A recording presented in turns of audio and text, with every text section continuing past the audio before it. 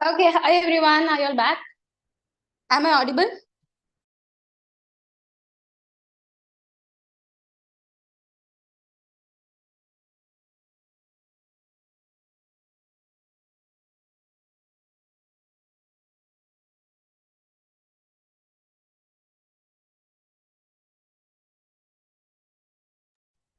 Right. Okay.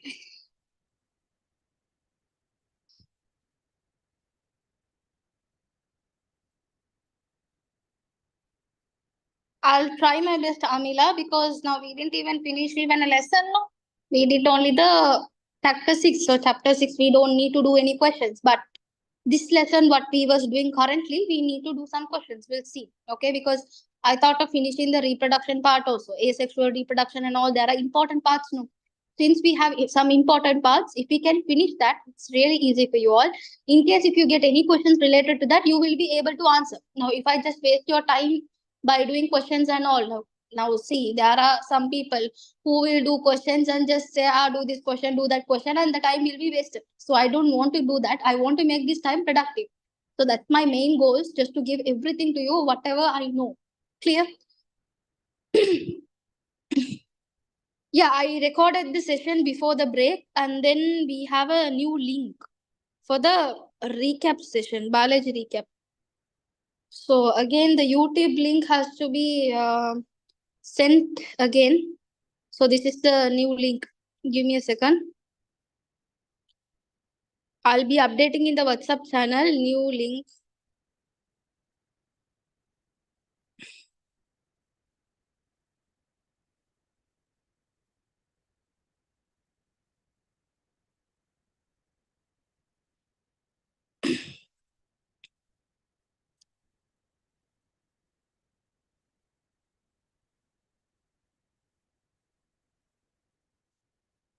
So those who wanted to go on with the YouTube live stream, you all can go on.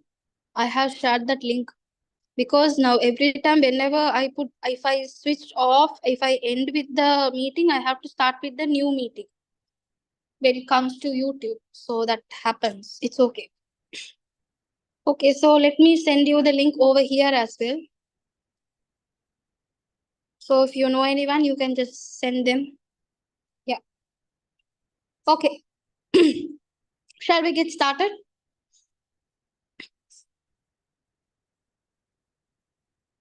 I hope whatever you learned right now, you didn't forget it. So we have to continue.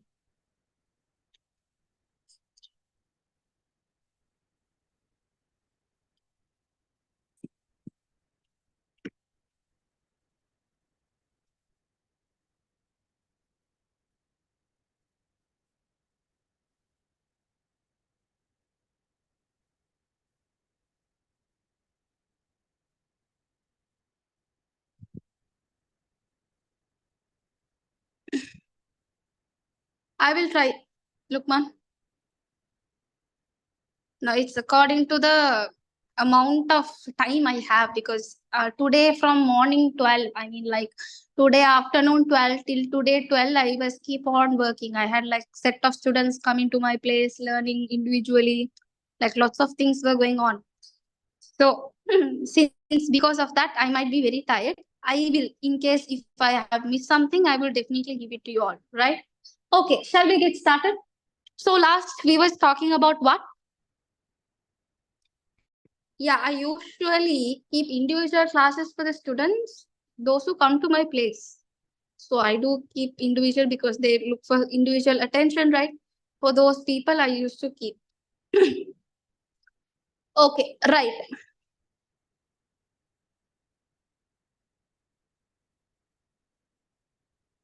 Yeah, yeah. In YouTube, it will be late to come. But anyways, right.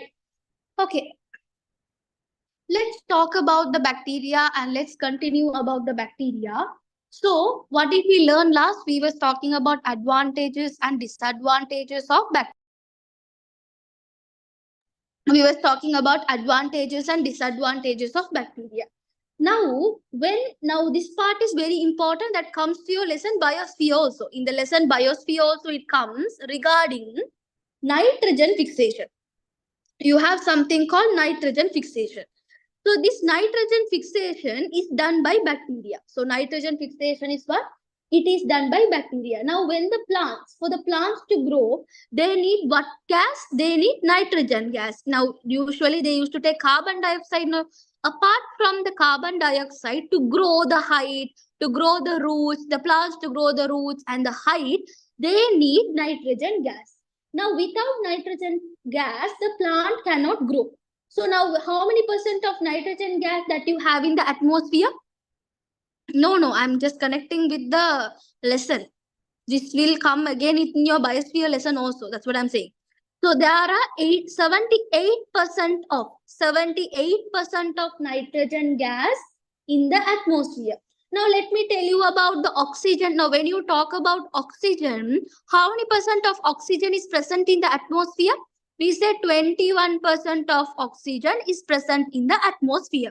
Now you can ask me a question, teacher, why nitrogen is 78%? Why oxygen is 21% is the reason because now when you take the nitrogen, the bonding between the nitrogen is 3 bonds. Now when you talk about nitrogen is made up by 3 bonds. You will study that in chemistry. I'll explain that in detail.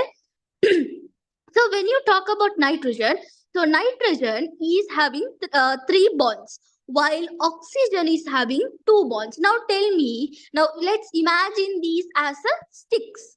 So when you have 2 sticks here, 3 sticks here, which stick is easy to break? The bond with 2 sticks or the bond with 3 sticks? Which is easy to break together? Which one is easy to break? The 2 sticks. So that's the reason we say when the bondings break, oxygen can react faster. But now these sticks are hard to break. Now nitrogen won't easily break their bond. It is very hard. So if they don't break their bond, will they react? Will the nitrogen react? No, right? So because of these, plants can't take nitrogen directly into the plant. For this purpose, you have a bacteria that will break the bond of nitrogen and convert the nitrogen into nitrate. It will convert the nitrogen into what? It will convert the nitrogen into nitrate. This process, bacteria is trying to fix the nitrogen in the soil.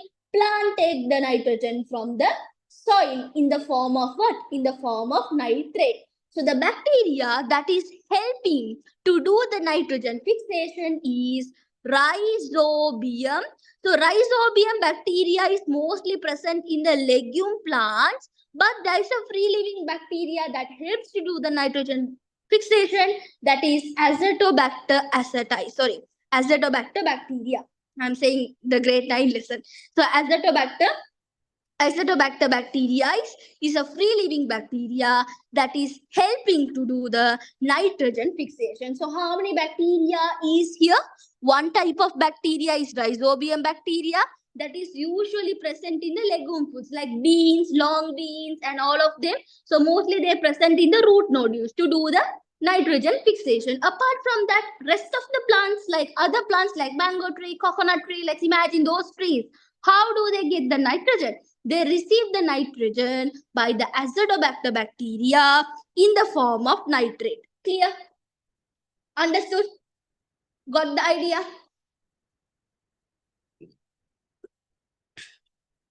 Clear? Now listen.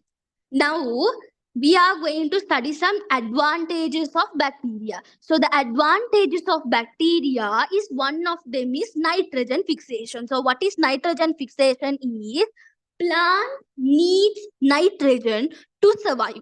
Okay. But nitrogen cannot be taken, like they can't take the nitrogen directly. So therefore, the reason because nitrogen have 3 bonds, which is hard to break. But there is some bacteria who help the plant to get the nitrogen. What are these bacteria is going and doing? These bacteria will break the bond of nitrogen and convert the nitrogen into nitrate. So plant receives nitrogen in the form of nitrate to grow. Clear? So that is we call it as nitrogen fixation. Got the idea? Yes. Rhizobium, Azotobacter do the same. But the thing is, Rhizobium bacteria is mostly present in legume plants, like long beans plants, those plants only they used to be there. Azotobacter is usually the plants surrounding us. So, like, it's a free living bacteria that do the nitrogen fixation. Clear? Understood? Right. It helps to make fertilizers also. Right. Now, when you talk about bacteria, bacteria have several shapes. Now, remember, bacteria part is very, very, very deep, and they have given so much explanation regarding the bacteria. So, after we go to the bacteria, now after this bacteria is over, we have to go to the fungi. Okay, listen. So, when you take bacteria, it can be divided into 4 shapes. How many shapes do we have? One shape is a circle shape. We call it as coccus. You studied this in grade 9. You didn't study about different shapes, but they said in the grade 9 first chapter, bacteria has different shapes. So that is the different shapes. So first one is like ball. We call it as coccus. The rod shape, we call it as bacillus. Can you remember bacillus? This name. The lactobacillus bulgaricus. Anyone? Old, very old grade 9? Bacillus anthracis, Bacillus lactobacillus bulgaricus, you may have learned about it, no?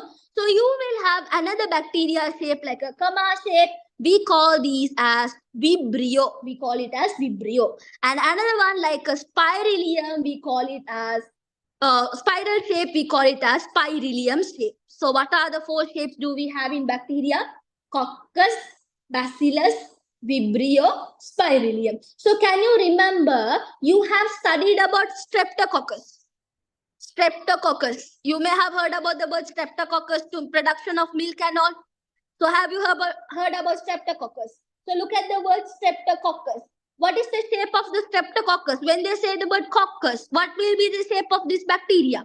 It will be the circle shape. So strepto is the name of the bacteria.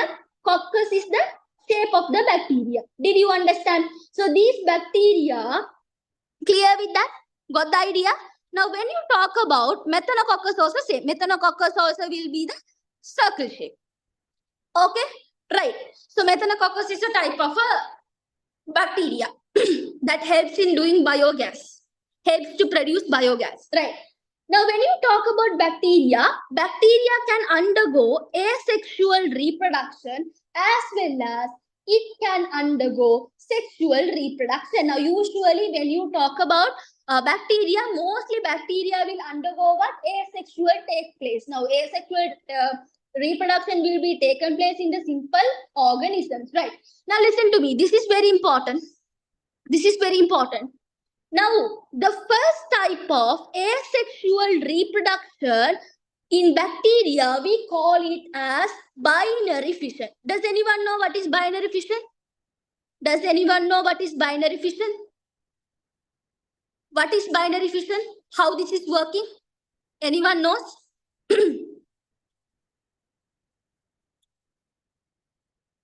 Okay, listen.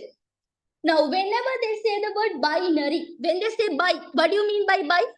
Bi means we say two, no? So, bi means we say two. Fission means we say break down. Binary fission means break down. Fission means break down. So, what you can understand from this, if there is a bacteria, imagine if there is a bacteria that grows to the maximum size, it will get divided into 2 and form 2 new bacteria. This is, we call it as binary fission. So this is undergone in the cell division of mitosis. So this is happening with the help of mitosis cell division. Clear with that?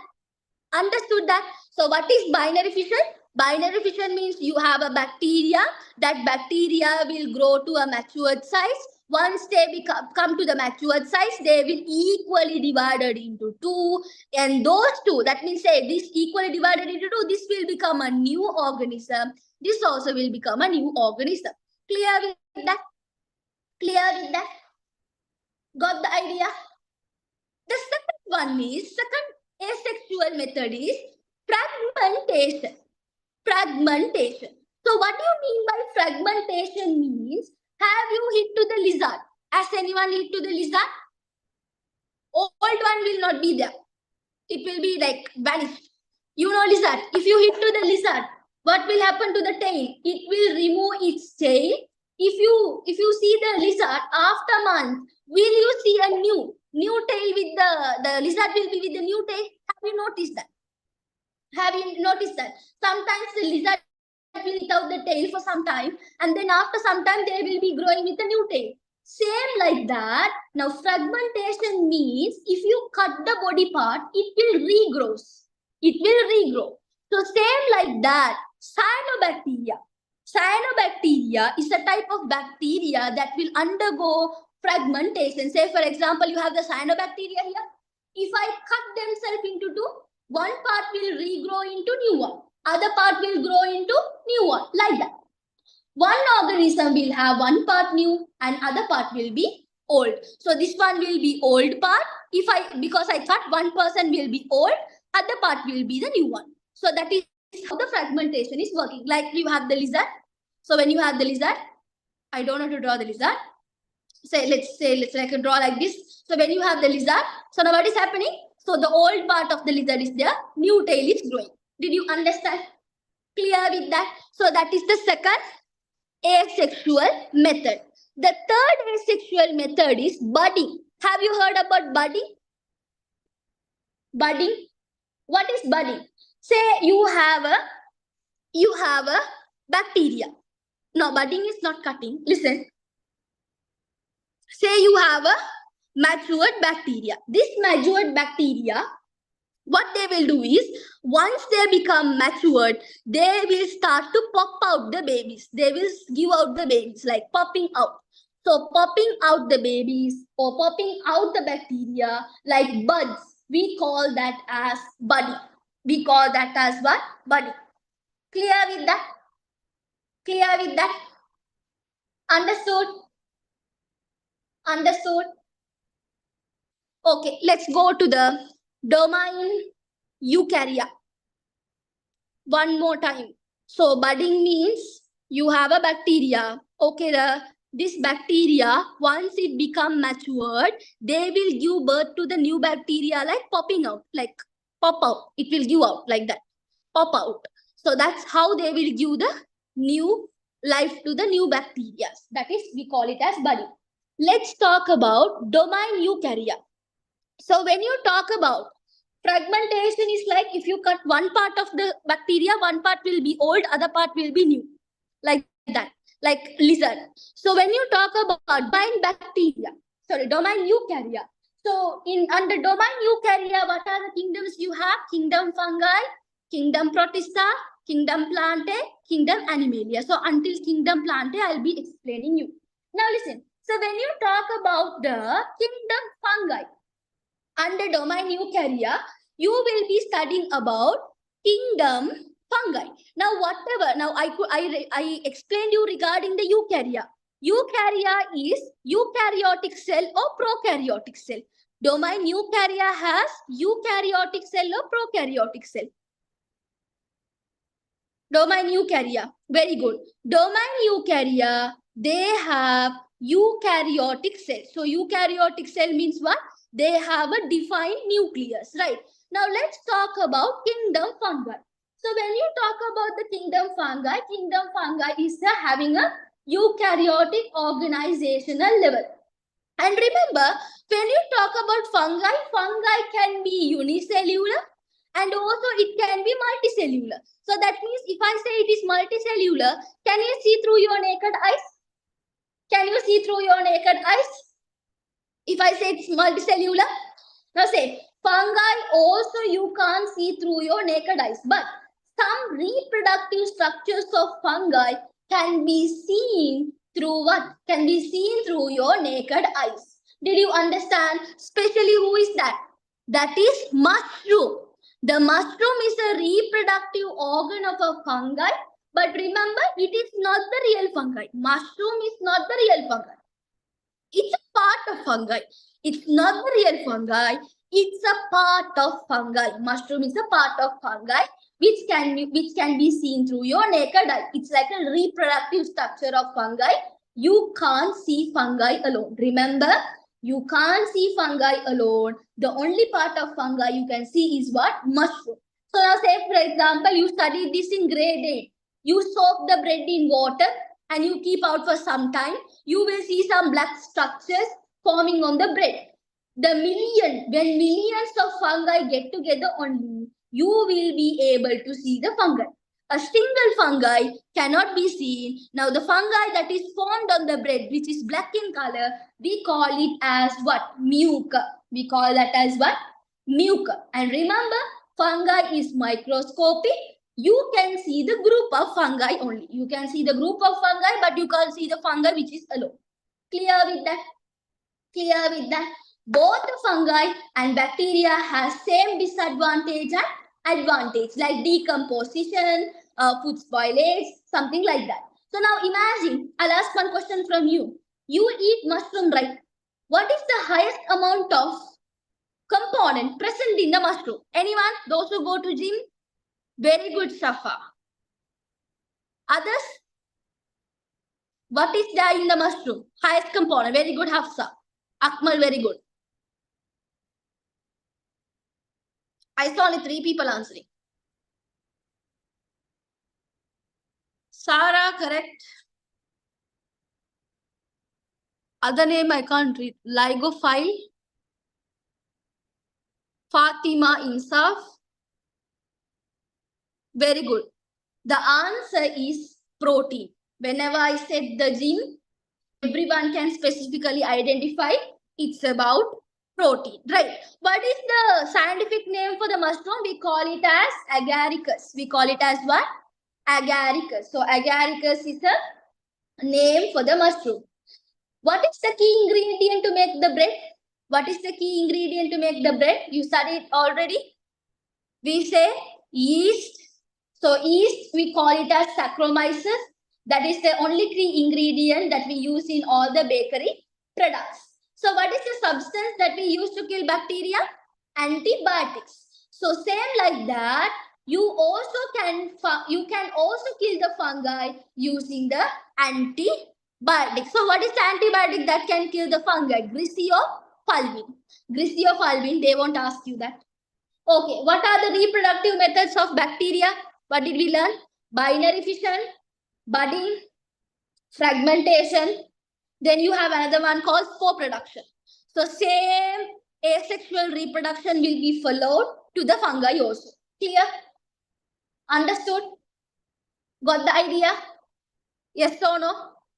Okay. I am going to talk about kingdom Protista. I forgot to tell. The cell wall of the fungi is made up of substance called chitin.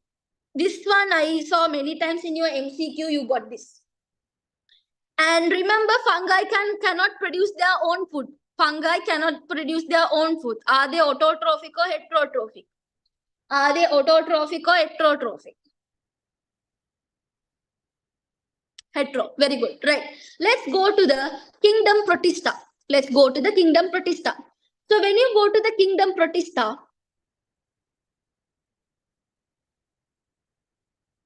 chitin, I have to see. I have to research.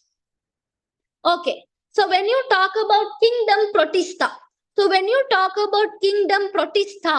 what you need to understand is kingdom Protista is talking about 2 microorganisms. One microorganism, they are talking about protozoa. They are talking about one microorganism, protozoa. Other microorganism is about algae. So combination of algae and protozoa together only we call that as what?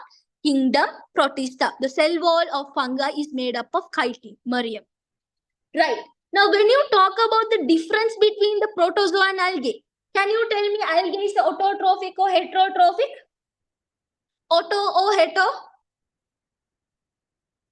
It's a auto. Then what will be the opposite? Protozoa will be the hetero. It will be hetero. Now that means if algae is autotrophic means, do they cause diseases? Algae, if you touch the algae, does it cause diseases? No. So they don't cause diseases. Can someone give some examples? Auto means they are producing their own food. Can someone give examples for algae? Chlamydomonas, then all diatoms, Spirogyra. So Spirogyra also will come under that, right? Examples for protozoa. Usually remember, protozoa will cause diseases to human, live on another organism to receive energy. So especially what are the protozoa we know? Amoeba, paramecium. Then you have euglena. So these people can cause diseases. Okay. Can someone tell me? You know what is the disease that is caused by amoeba? Amoeba cause diseases like, what do you say? Like they will try to take energy from your body and they will try to cause disease. Paramecium is, amoebiasis is also correct. Paramecium causes diseases called malaria. You may have heard about malaria. Euglena, sleeping sickness. You get what? Sleeping. If you always feeling sleepy, euglena is inside your body. So you have to have a checkup, right? Okay. So sleeping sickness is given by the euglena, right?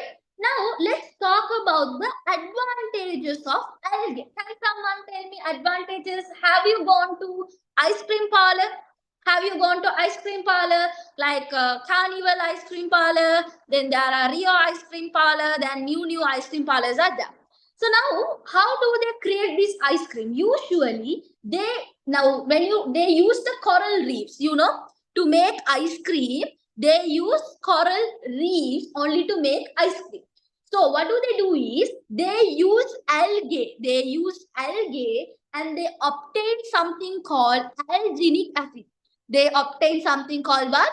Alginic acid in order to receive the ingredients to make the ice cream. So what is the harmful thing in the ice cream? Usually now they say don't eat too much ice cream. That's too bad to your body. What can be the reason?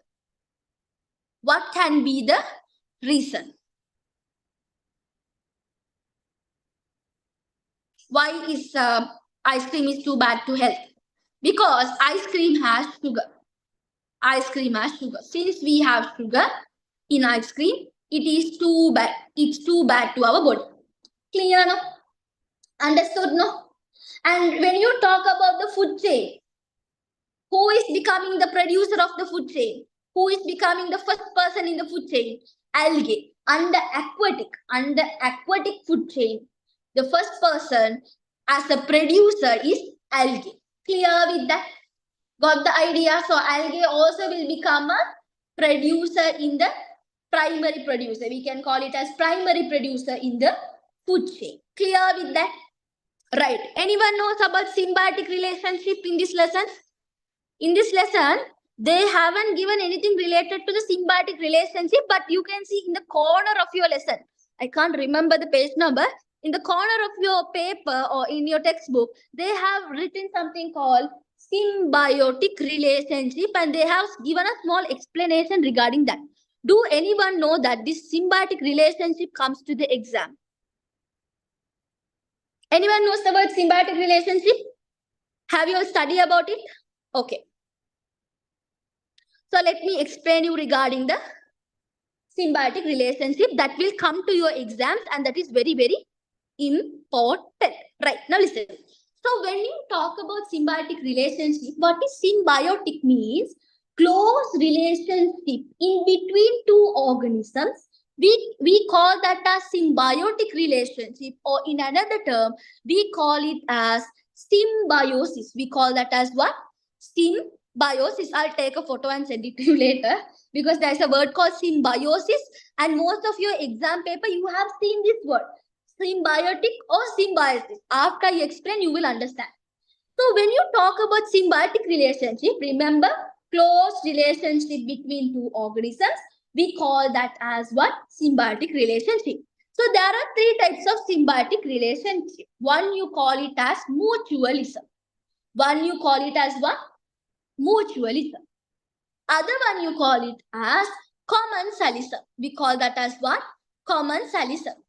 Then the third one we call it as parasitism. You may have heard about parasitism. Anyone in your exam paper? Parasitism in the lesson. All these are new words. No, it's already there in your book. In biosphere lesson also you have this. In biosphere lesson also you have this. So mutualism, commensalism, and parasitism. I'll tell you the page number. I don't have the textbook with me, so I can't tell you. Mutualism, commensalism, and parasitism. So I'll tell you some examples. Just understand. Now, say for example, you and your friend, mutualism. Okay, let's talk about close relationship with two people. Let's say both of you are very good friends. So what are you doing? You are helping your friend. Your friend is also helping you. Now, are you both of you are getting benefited? Are you both of you are getting benefited? Yes. So that is we call it as mutualism. Now think about commensalism. In your school, your teacher will say, I am changing your places today because you all are sitting with your friends. Now what is happening is teacher is saying that one intelligent guy will be sitting with a student who is weak in studies. The teacher will say, intelligent guy, you teach the student, teach the friend who is very less, I mean like he is weak in subject. Now what will happen? Who is getting benefited? The weak student is getting benefited or the intelligent student is getting benefited? One person getting benefited, one person is getting benefited, and other person, yeah, I'm talking about school. So one person is getting benefited, is other person is getting benefited. The person who is intelligent, is he getting benefited from the weak student? No, he is not getting benefited from the weak student. But is this person is harmed? Is this person is harmed? Is this person is harmed? No, not harmed. So this is, we call it as commensalism. We call this as what? Commensalism. Next one is parasitism. Parasitism means, now you know what? Parasitism. I'll give example, real example for this. That is in this lesson, okay? Parasitism means, you know, this is you, right? This is your head, right? In your head, you have flea, no? Flea. That will suck blood in your head. You have flea, right? So now you and your flea, very close relationship. You both are in close relationship. Now think, is the flea is getting flea? Yeah. The flea is getting benefited from you. Flea. In the head there is insects who will suck blood. Insects in our head, lice. Also we can call it as flea. It's okay. Okay, lice. I know, right. I know it as a flea. You all say it as a lice. Okay, sorry, right. So now say you have lice in your head, no? Right, okay. Now you have the lice in your head, no? So when you have the lice in your head, you and your lice is very in close relationship. Now, is this lice is getting benefited? Is he sucking blood and getting benefited? Yes. Are you getting benefited? Are you getting benefited? No. Are you being harmed? Are you being harmed? Yes, you are being harmed. Clear with that? Now, let me give the example for mutualism. Mutualism is the example between the fungi and algae. The example between fungi and algae only, we say that mutualistic relationship. Okay, so the fungi and algae are having good mutualistic relationship. Okay, so what is it doing is, fungi will eat algae. Algae will get the protection from the fungi. So that means, what you need to understand, I'll explain, okay? So fungi will eat the algae. Algae will receive protection from fungi. That means give and take here. Did you understand? Clear with that? Got the idea? Got the idea? We call this as mutualistic lichen. Mutualistic lichen. This word is there in your book.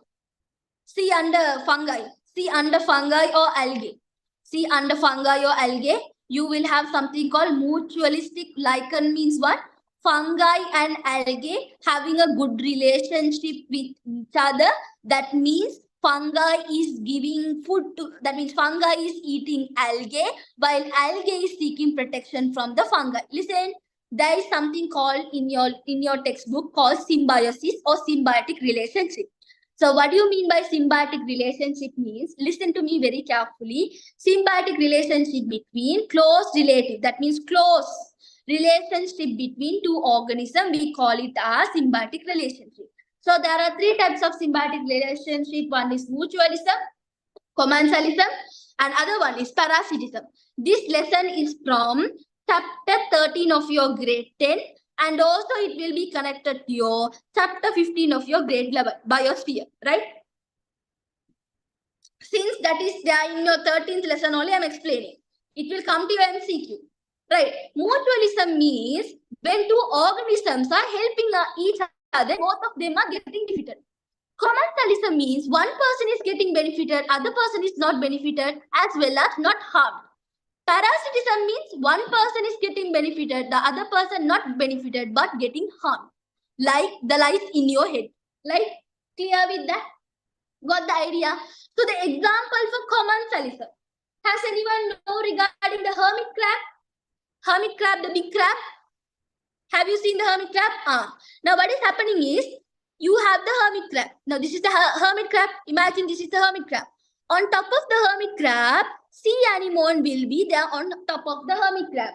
Now whenever the hermit crab is moving, sea anemone also will be moving along with the hermit crab. Is the hermit crab is harmed? Is it harmed? It is not harmed. But the sea anemone is getting benefited. Clear with that? Got the idea? Got the idea? So parasitism, what can you say about the parasitism? One person is killing another person and he is taking the benefit from that. Like say for example, bacteria entering into your body, causing diseases. That is parasitism. Clear now? Understood that? Got the idea, right? Right. Understood. Shall we go to the plants right now? Right. So we are done with the algae. We are done with the protozoa. Now we have to move with the Plantae, kingdom Plantae. Okay. So now plant part only should be understandable more because plant should be there. Most of the question will be like plant. In biology, remember more than they're asking about you, they know the students doesn't like biology when it comes to plants. Do you interested in plants? I mean like not to grow. I mean like to learn about the names. They have some different names. Like there are so many things to be learned under the plants. No? So most of us like are very, what do you say, they're less interested in learning in about plants. So that's the reason I'm focusing more about the plants, not about animals. Because animals we have already studied when we was grade 8, vertebrates, invertebrates, and everything we have studied. So without memorizing, let's understand about the plants very well. Okay. Now let's talk about the kingdom. Let's talk about the kingdom Plantae. Let's talk about the kingdom Plantae. So now, when you talk about kingdom Plantae will come under the domain of eukarya. It will come under the domain of eukarya. That means it has the eukaryotic organizational level. So now, when you think of plants, are they big or are they small organisms? Can you see them through your naked eyes? Can you see the plants through your naked eyes? You can see the plants through your naked eyes. That means are they unicellular or are they multicellular? Are they unicellular or are they multicellular? They are multicellular organisms. So plants are made up of cells. So what is the cell wall of plant made up of? What is the cell wall of plant made up of? Very good. So the plant cell wall is made up of cellulose. So when you talk about plants, you connect the factor affecting plants. What is that? Now think about the plants. Plants are green in color. So very good. So it will do what? It will do the function of what? Photosynthesis. Also we can call them as what? Autotrophy. So now it makes their own food. So that is how the plant will go on. So what is the green color pigment that is present in the plant? We call it as chlorophyll. So how do the plants do photosynthesis? Absorbing what energy? light energy from the sun. So there are common characteristics of plant. What are common characteristics? We can say one characteristic, they have eukaryotic organizational level. They are multicellular, cells of plants made up of cellulose. They produce own food by photosynthesis. They have green substance called chlorophyll. So in case if they ask you to write some characteristics of plants, will you be able to write without by hearting? Even you can say they can undergo sexual and asexual reproduction. So sexual reproduction means, is my screen is blurred? No, right? Okay. So they can undergo sexual and asexual reproduction. So asexual reproduction means what? One organism is doing the reproduction. Sexual reproduction means two organisms, male and the female, can do the production of a new organism, right? Now when you talk about now, already you have studied all these things earlier. So now we are going to study some real things related to the plants. Shall we go back to the grade 6 lessons? Can you remember grade 7 and grade 6? You studied about plants in detail. Now when you talk about plants, you will be dividing the plants into two. One, you will be dividing plants with flowers. The plants which produces flowers, we call them as what? Flowering plants. We call them as what? Flowering plants. The plants which do not produce flower, we call them as non-flowering plant. We call them as what? Non-flowering plant. Now we will be studying about flowering plant and non-flowering plant in detail. Okay. I'll ask one question. Let's see how many of you all can answer. When you have a flower in a tree, what will happen to the flower? If you have a flower, say you saw a mango tree and you saw some mango flower, and then you put idea next month what you will have. The flower will turn into a fruit. Okay, now imagine inside the fruit what you have. Inside the mango fruit, what do you have? Very good. You have seed. So most of the flowering plant will have seed. Most of the non-flowering plant, even though they don't have flowers, some will have seed, some will not have seed. So which means non-flowering plants, some can produce seed, some cannot produce seed. Clear with that? Understood that? Got the idea? Got the idea? Right. Now listen. Now we are going to study about non-flowering plant. We are going to study about non-flowering plant. Now when you take the non-flowering plant, okay, it's nature. Right. Now when you talk about non-flowering plant, so when you talk about non-flowering plant, it can be divided into two. According to what? Non-flowering plant can be divided into two. One with presence of seed. One with presence of seed. Other one will be absence of seed. Other one will be what? Absence of seed. So presence with seed, we call them as non-flowering seeded plant.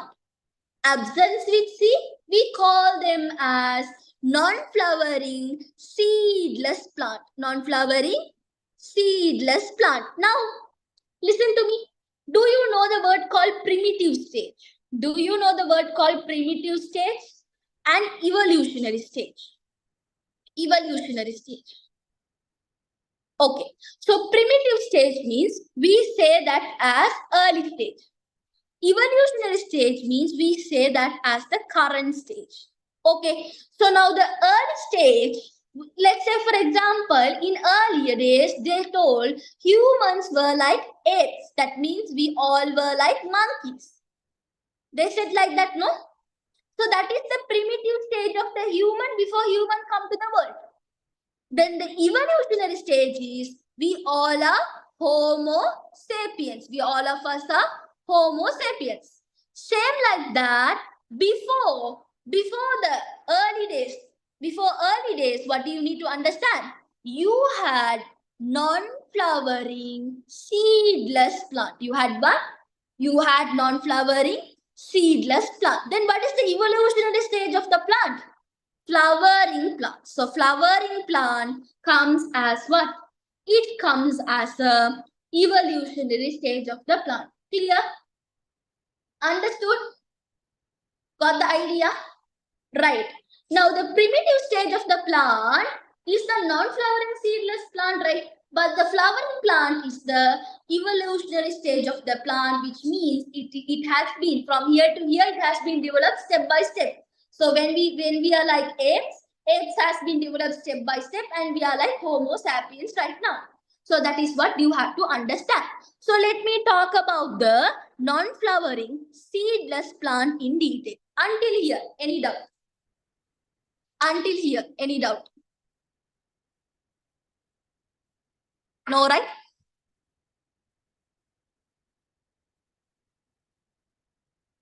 Okay.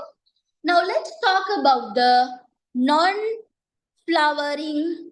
That's the reason I told you bias. That means even though you have less number of chapters to learn, biology has lot to explain. Like I can't tell you, like I can't just explain you because you don't understand.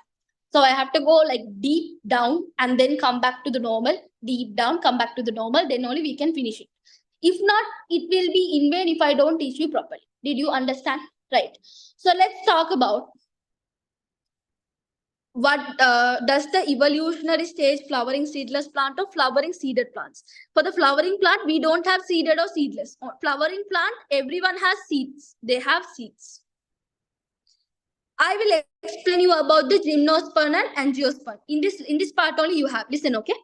Now what are we going to study is, we are going to study about non-flowering seedless plant.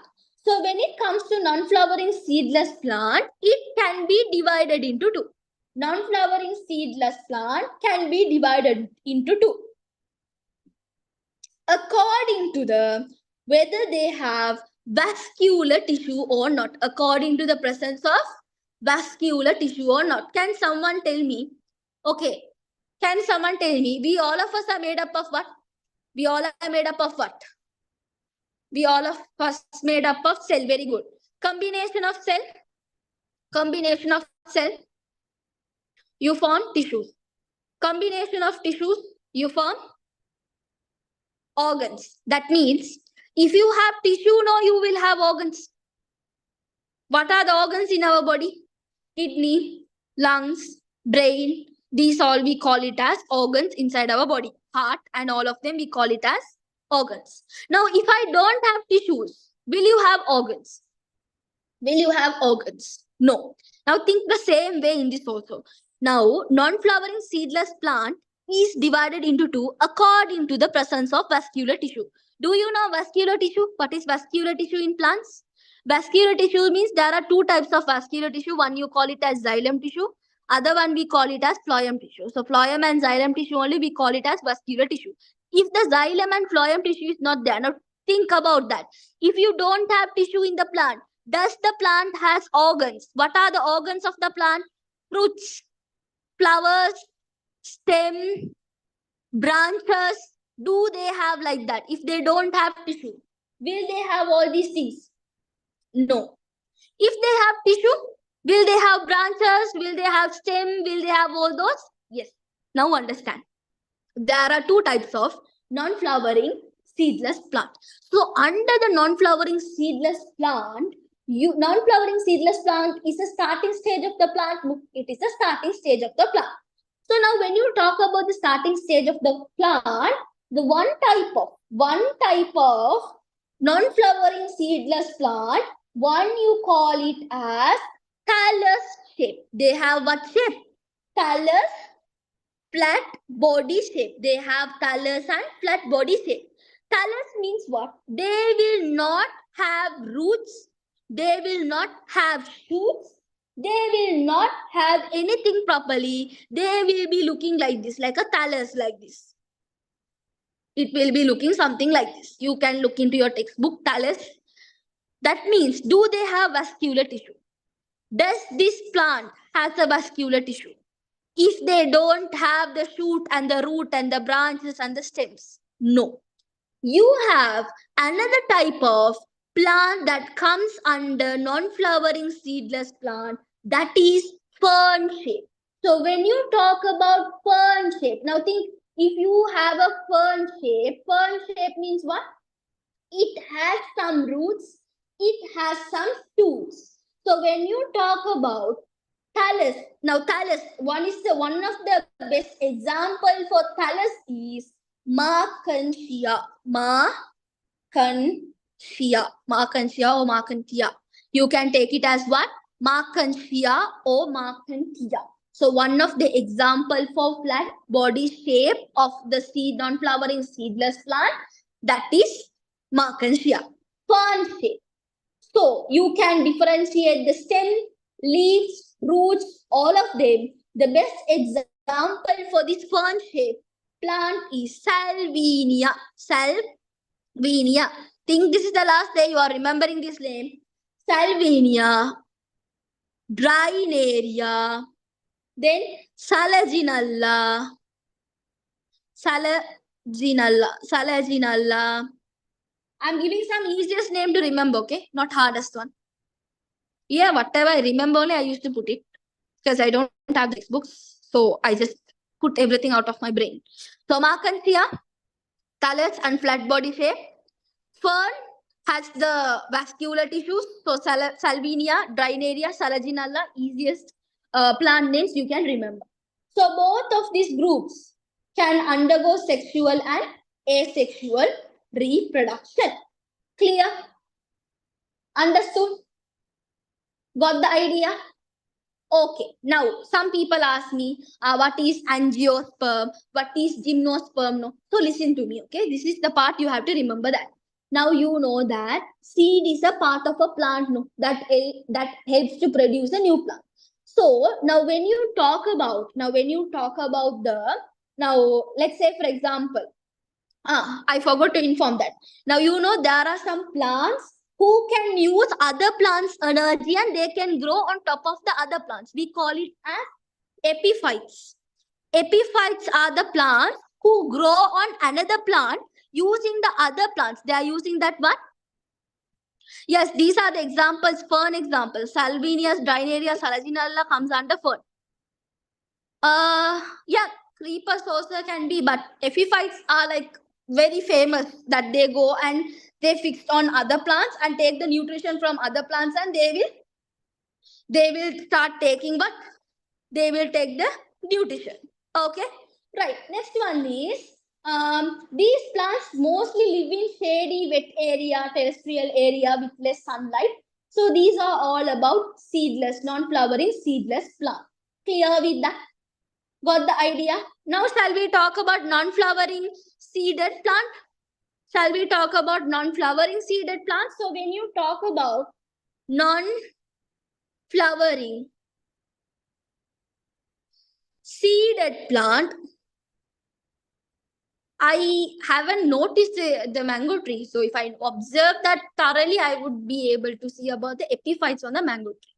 But I never seen something like that. So let's see, non-flowering seeded plant. When you talk about non-flowering seeded plant, my question here is, okay, guys, tell me, when I take mango flower, okay, I have taken mango flower. Now, if I have mango flower means what I will get from the mango flower? I will get the mango fruit. Inside the mango fruit, I will have the seed, no?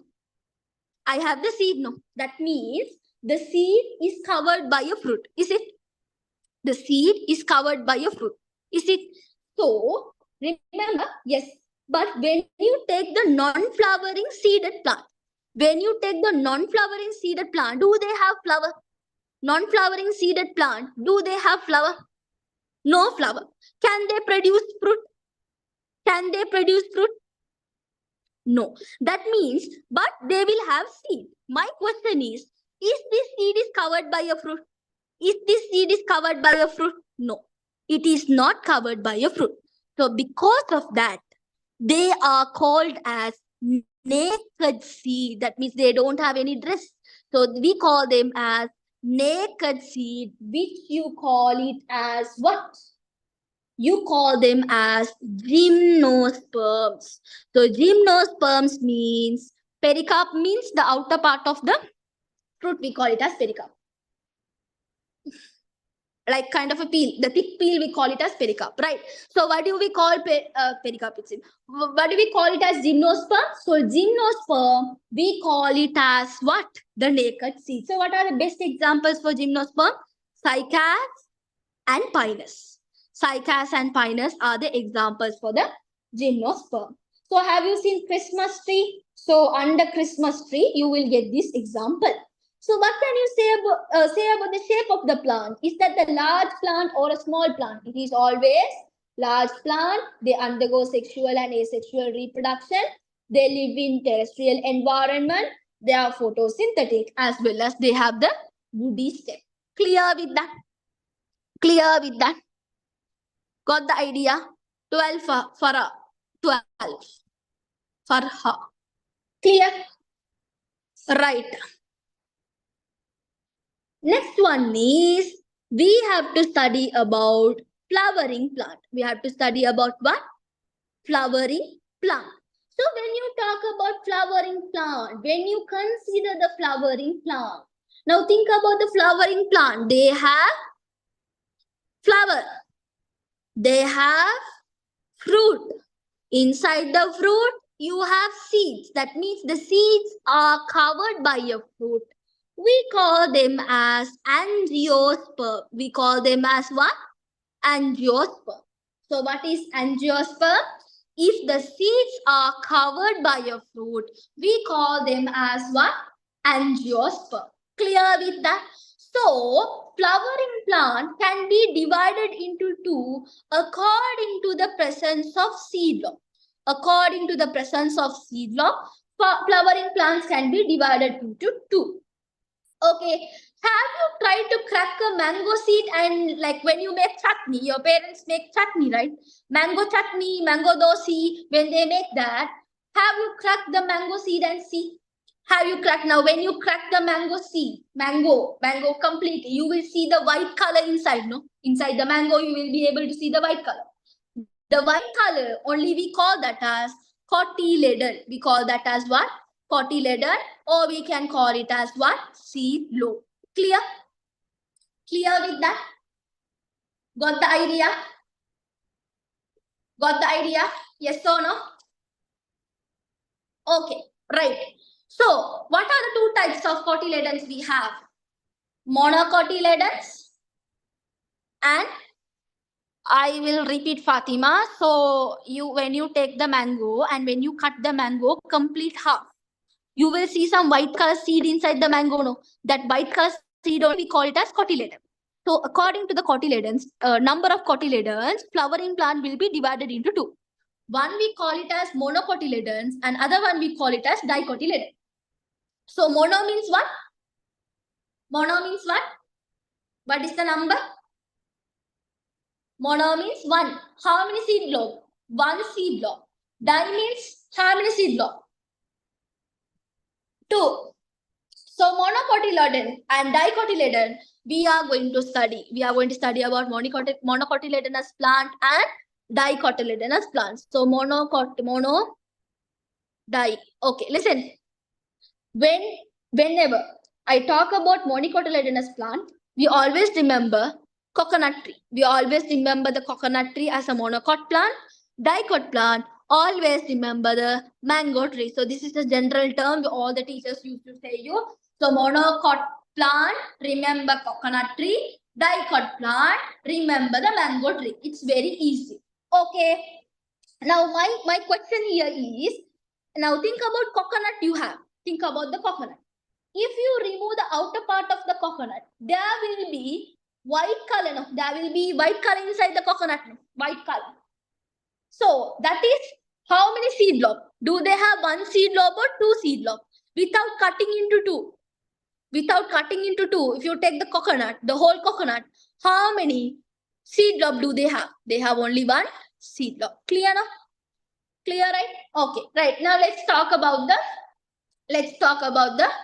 monocot and dicot, and let's finish this lesson off. Right. Now when you look into the coconut tree, imagine coconut tree, because I don't have space to draw. Imagine coconut tree. When you look the root of the coconut tree, It has several roots. Is it a taproot system or it is a fibrous root system? It's a taproot system or fibrous root system. How do you identify how many seed lobe? If it is a complete full circle, it's one seed lobe. If there's two circles, that is two seed lobes. Very good. The answer number one is fibrous root. It has a fibrous root. What can you say about the mango then? Mango, do they have several root systems to be seen? They have a big root, that is, we call it as taproot. They have taproot. And what can you say about the coconut and the mango? Who is branch? Is coconut tree's branch or mango tree's branch? Mango tree's branch. So that means the coconut will become unbranched while the mango will become branch. It will become branch. Okay. Next one. When you see the leaves of the coconut, tree, look at the veins. Do they have parallel venation or do they have reticulate venation? The leaves are parallel to each other or are they in different paths? Very good. They are in parallel. So third one is the leaf is having parallel venation while the mango tree will have a reticulate venation. Clear with that? Got the idea? Right. So now when you talk about flowers, monocotyledonous plant will usually have the flowers like comes in multiples of 3, in multiples of 6 it will come. So trimeras, you can get what? Trimeras flowers. You can have what? Trimeras flowers. Okay. Angiosperm, also called as seed lobe. Angiosperm means the seed is covered by a fruit. Seed covered by a fruit, we call it as angiosperm, not the seed lobe. Okay. So when you talk about the mango tree, what kind of the flower petals we used to see? 4 and 5. That means we say tetramera and pentamera flowers petals we used to see. And finally, what is the fifth feature of dicot and monocot stems? What can you say about the stem of coconut? Flat. It is thin. That means, do they have secondary sexual growth? Do they have secondary sexual growth? No secondary sexual growth. That means they do not have fat deposition. But when you talk about mango, do they have a secondary sexual growth? Yes, they have a secondary sexual growth. Clear na? Understood? No? So you all have to study about the animalia by yourself. Because animalia part is easy. You all can do it by yourself, not about plants. So any doubts that comes under plants? Yes? Clear? Right. Now let's go to the chapter 14. In the chapter 14, male and female reproductive system, that doesn't come much. It's very rare. Okay, you don't get any questions much in the female and male reproductive system. So here I will be focusing on pollination, cross-pollination, self-pollination, types of flowers, bisexual flowers, unisexual flowers, all of them. Secondary sexual growth means if they have a fat deposition in the stem, if the stem is look bigger, they have secondary sexual growth. If they don't have that fat size stem means you need to understand they do not have a secondary sexual growth. Yeah. Okay, clear? Right, let's talk about asexual reproduction. Under asexual reproduction, you will be studying asexual reproduction can be done by 2 types. One is spore and vegetative. Under vegetative, you will be studying natural vegetative reproduction. That's simple. But I'll be focusing on artificial vegetative reproduction. About grafting, tissue culturing, I'll be teaching. Because most of the time, grafting and tissue culturing is every year you get a question on that. So shall we start that? You want 5 minutes to rest and then, yeah? Papaya comes under monocot. You mean the papaya? Papaya, I have to think about papaya because papaya has lots of seeds.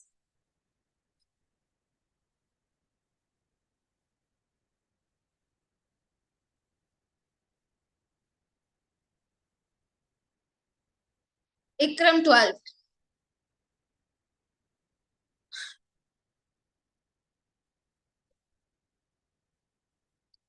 So any doubt? Was the plant lesson was interesting? Was that interesting? My profession. My favorite profession is about teaching. Apart from that, I do everything. Like being medical student is kind of a profession. And then later we'll see if I can become a doctor, inshallah. Then apart from that, I do some extra co-curricular activities just to make myself engaged. We used to do those stuffs. Right. Yes, that's my aim, Aisha. We'll see. Right. Because if you want to become a doctor, you have to spend a lot. So by doing classes, by doing my teaching only, I used to earn. So I don't think so. It won't be that easy to do. Okay.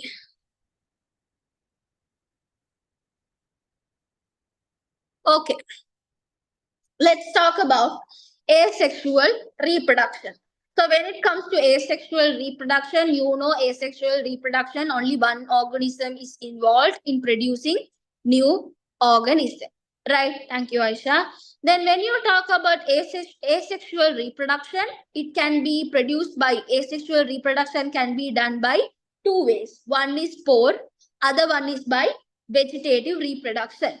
So when you talk about vegetative reproduction, there are two types of vegetative reproduction. One you call it as natural vegetative reproduction. Other one we have what? Artificial vegetative reproduction. Other one we have artificial vegetative reproduction. So when you talk about natural vegetative reproduction and artificial vegetative reproduction, so under the artificial vegetative reproduction, we will be studying the important parts, that is grafting. We will be studying about grafting, tissue culturing, and so on. So let me start with grafting. Stem cutting and layering is not question much. You all can have a look into the stem cutting and layering because it is not that detail. That is not in detail. They do not ask any questions. But in grafting, they really ask questions from you. So let's talk about grafting, and always I use a story for the grafting. Right. Let's say, now say for example, this is your house. Okay. Let's say for example, this is your house. And in your house, you have a mango tree. In your house, you have a mango tree. Okay. But the problem in the mango tree is whatever. Now imagine, before we come to the problem, let's talk about the benefit of your mango tree. Your mango tree, whatever the climate is, if there is an hurricane or if there is any problem, the mango tree is very strong and it will never fall. Okay, it can withstand any climate change. It can be withstand any climate like too sunny or rainy. It can like withstand everything. And also this mango tree doesn't have any diseases. Its roots are very good and it has a uniform growth throughout. So if you don't put water, it will grow continuously at a specific rate. So these are the good things about your mango tree. It can withstand any climate change. So what can you say about the root system? If I say if they can withstand any climate change, means you need to understand the root system of my mango tree is very, very, very strong. But the problem in my mango tree is my mango, whatever the mango I get from this tree is sour.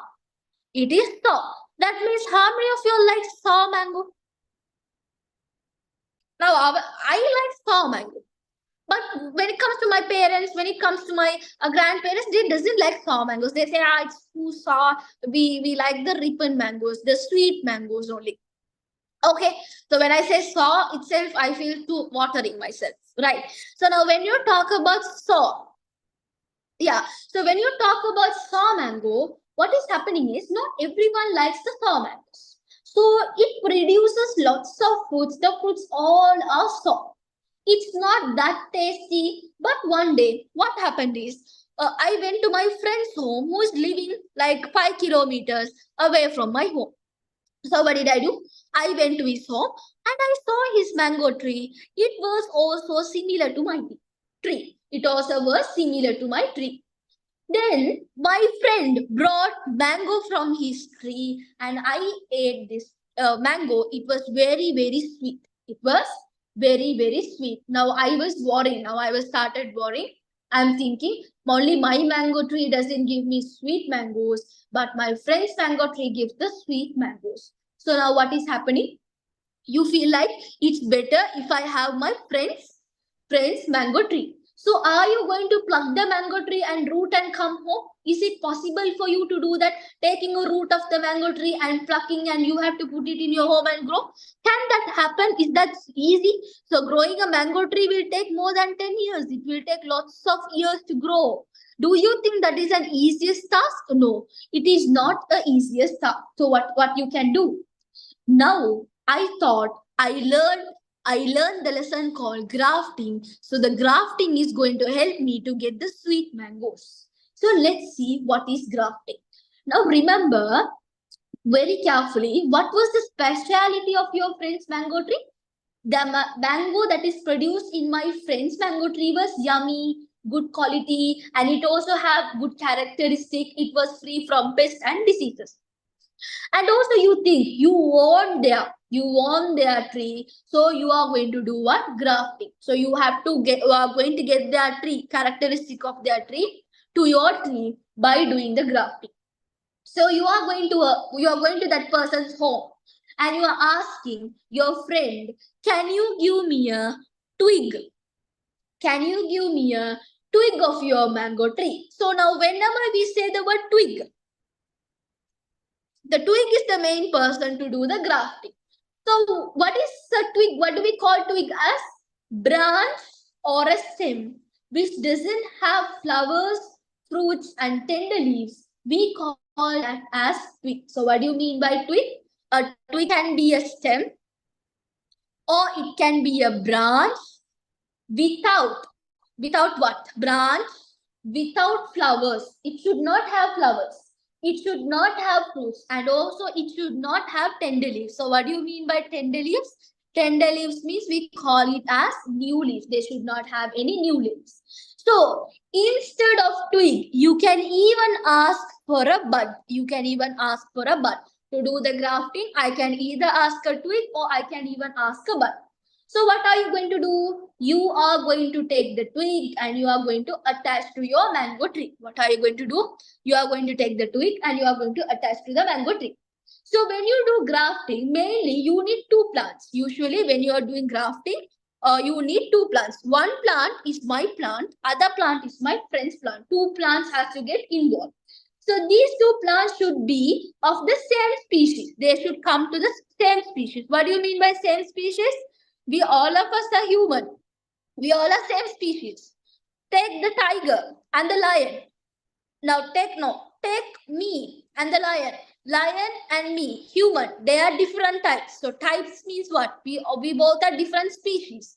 So when you are doing grafting, this mango tree should belong to now this is also mango tree. This is also mango tree. Both of them are belonging to same species. If this is a papaya tree, if this is a mango tree, what can you say? Are they belong to same species? No, they are not belong to the same species. So you can't do the graft. Clear with that? Clear with that? Got the idea? You can't do grafting with the two different species. You have to do with the same species in order to get the same fruit. Now what is happening is, suddenly one day upper part of my fruit is started getting diseased. Upper part of my upper part of my mango tree has started becoming diseased.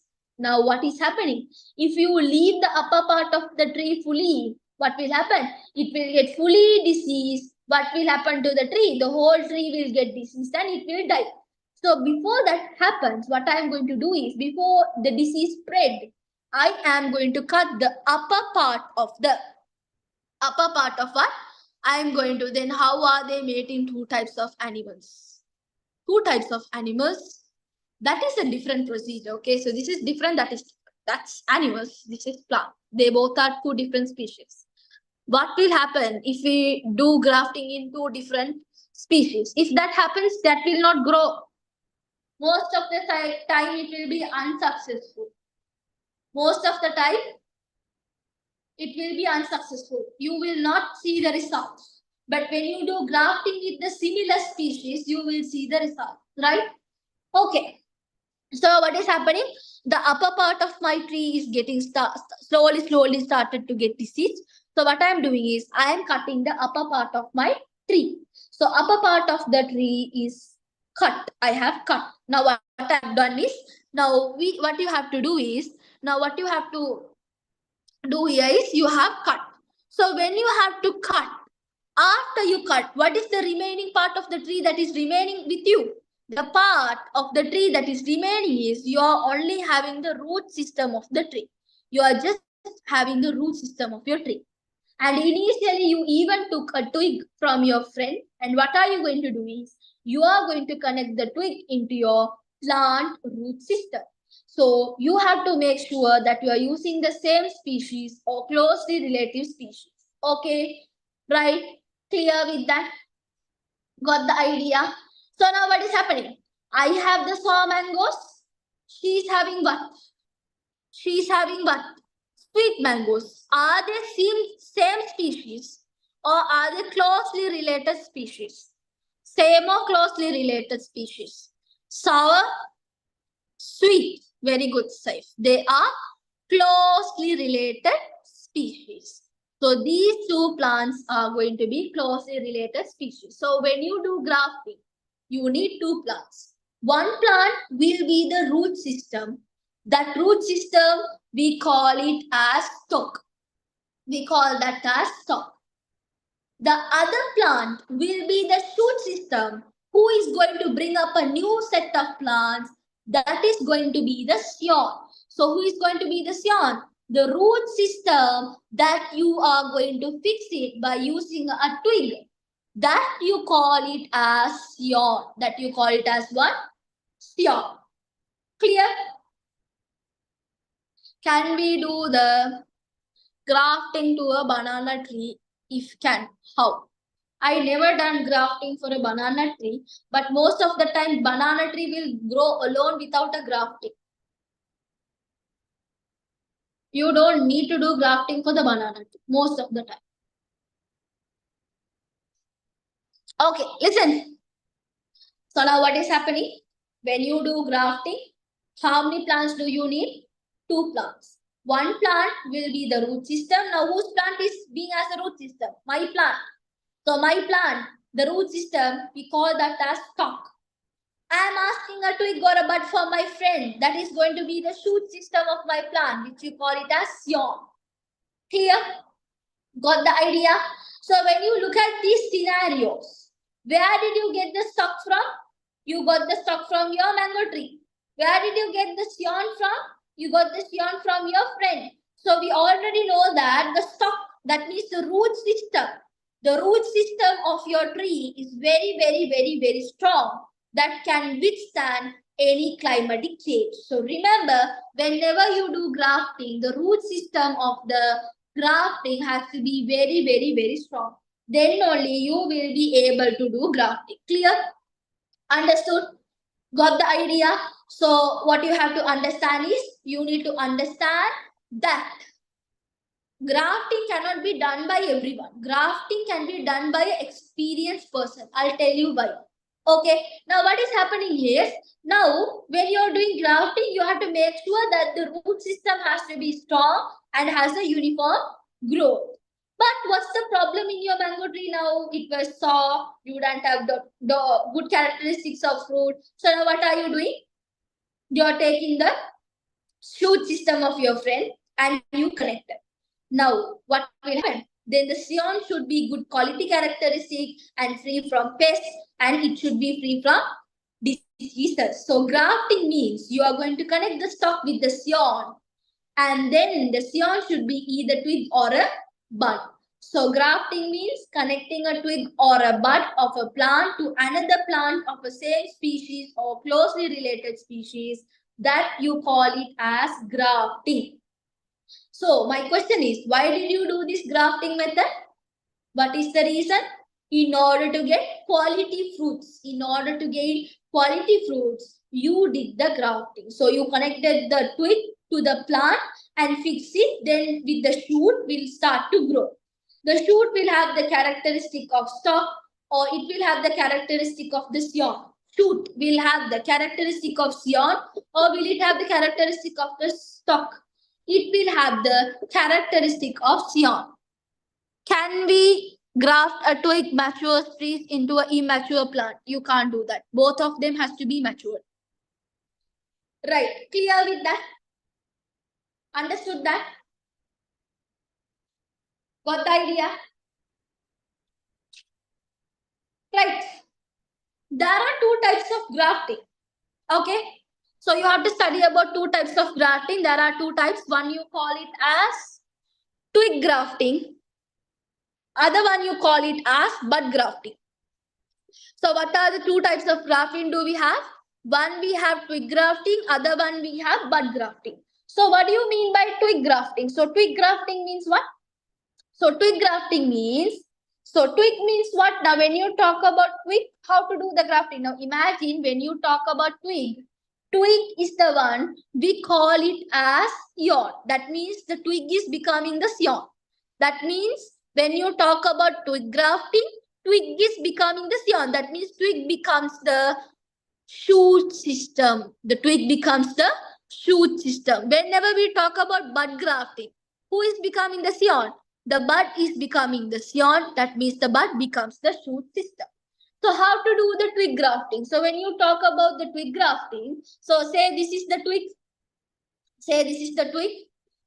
And this is the root system. Say this is the root system. So if you talk about the root system, what can you say? Now when you talk about the twig, what can you say about the root system of the twig? Yes. What can you say about the root system? So root system should be very strong. It should have good quality and free from pests. So now what you can do is you cut the twig in V shape. Remember, you cut the twig in V shape. Then you take the stalk. You take the stalk and you cut the stalk in T shape. What is the rules that is to do the twig grafting?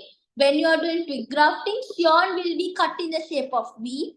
Twig will be cut in the shape of V. While the stalk will be cut in the shape of T. It will be cut in the shape of T. Clear with that? So usually understand, grafting can be only done in dicotyledonous plant. So when you consider monocotyledonous plant and dicotyledonous plant, then you look at the secondary growth. Who gets the stem increase in width? Coconut tree or mango tree? Who helps in growing with the stem in the width? They have the good width in the stem. Coconut tree or mango tree? So mango tree has the highest width, no? So that means you should do the grafting in a plant where they can do the secondary sexual growth, especially mango trees. Did you understand? So why can the mango trees can have the secondary sexual growth? Because of the cell present in it called cambium. You have already studied the lesson chapter 1 of grade 11. Under the tissues you studied lateral meristem. No? So lateral meristem, inside that you have a cell, you call it as cambium, who helps to increase the width of the stem. Clear with that? Got the idea? Yes? Right. So now what are you going to do? Once you cut the twig in the V shape, once you cut the stalk in the T shape, what are you going to do? You will combine both of them. You will combine both of them. And then what you will be doing is, so once you cut the scion with the V shape and stalk in the T shape, you will get attached. You will attach and you will make sure the cambium of the stalk in contact with the cambium of the scion. So then you wrap this place with the polythene bag. So until that, what you will do? After few days, you will see that the twig is starting to grow. And then you remove the wrap. That is how you do the twig grafting. So twig grafting starting to grow is successfully. Clear with that? And my question is this easy process? Cutting the shoot, cutting the root from a big tree. Is that easy process to do this kind of grafting? This is not easy process. So the cambium is microscopic. Cambium of Sion and Stoke. Can you see through your naked eyes? You can't. So, but also it should be in contact with each other, then only it will start to grow. So the person who has experience only can do the grafting. If the grafting is not in contact with the other grafting, is not successful. So what can happen? Both the trees will die. Unfortunately, both the trees will die if you don't do the grafting successfully. So you can even damage your own plants. If it is not successful, they will even die. Clear with that? Got the idea? You can't do that at home. Yeah, after combining means when you combine the Sion and the stock, you will wrap with the polythene cloth, and the Sion of the cambium has to be in contact with the stock of the cambium in order to, what do you do? In order to what? In order to have the successful growth. Clear with that? Understood that? Got the idea? Right. Let's talk about bud grafting. Let's talk about bud grafting. Why do we wrap is because other like other things that can now say for example now you have cut no.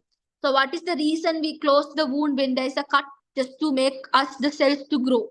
So that will prevent us getting any what do you say, any foreign materials or microbes into our skin. So we are protecting that. Same like that, when we cut the trees, until the trees are recovering, we have to close them. Sometimes some things can distract them from growing. Clear with that? Understood that? Right. Now let's talk about bud grafting. Let's talk about bud grafting. So when we talk about bud grafting, you took a bud from your friend's tree. Okay. Can we do twig grafting on a big branch of a tree? Twig grafting cannot be done on a big branch. No? We have to usually connect it with the root system. Now, if you take a twig, you have to connect it with the root system of another plant. That's how the grafting will be done. Okay? Okay, look here. When you talk about bud grafting, what are you going to do? You're going to take a bud from your friend's tree. You come home. What you will do is you will cut the stem of your mango tree. You have to cut the stem of your mango tree in the shape of T, or you can cut it in the shape of H, or you can even cut in the shape of V. What are the shapes you can cut during the bud grafting? The stalk of the tree, T shape, H shape, V shape. You can cut any shapes you want. Okay. So say for example, I have cut now without even cutting. Now say this is a whole tree. I am not cutting the shoot of the tree. Without cutting the shoot of the tree, I am just giving a small cut in the center as a V shape. What I am going to do is, yes, Farah. So I am going to insert the bud. I am going to insert the bud. So once I insert the bud into the plant stem, once I insert the bud into the plant stem, without even cutting the shoot of the plant, what I'm going to see is I'm going to wrap it with the polythene, and I'm going to look for the few days if the bud is starting to grow or not. So what you do, once it started to grow, you will remove the wrap, and what you will do, you will again wrap it again, keeping them, and what you will do is you will see the bud will started growing. So again you will remove and see whether the stalk has grown or not. Again you will see whether it's successful. Once it's successful, you will cut the shoot of the plant. You will cut the shoot of the plant. So which one is more good, bud grafting or twig grafting? Which is risky?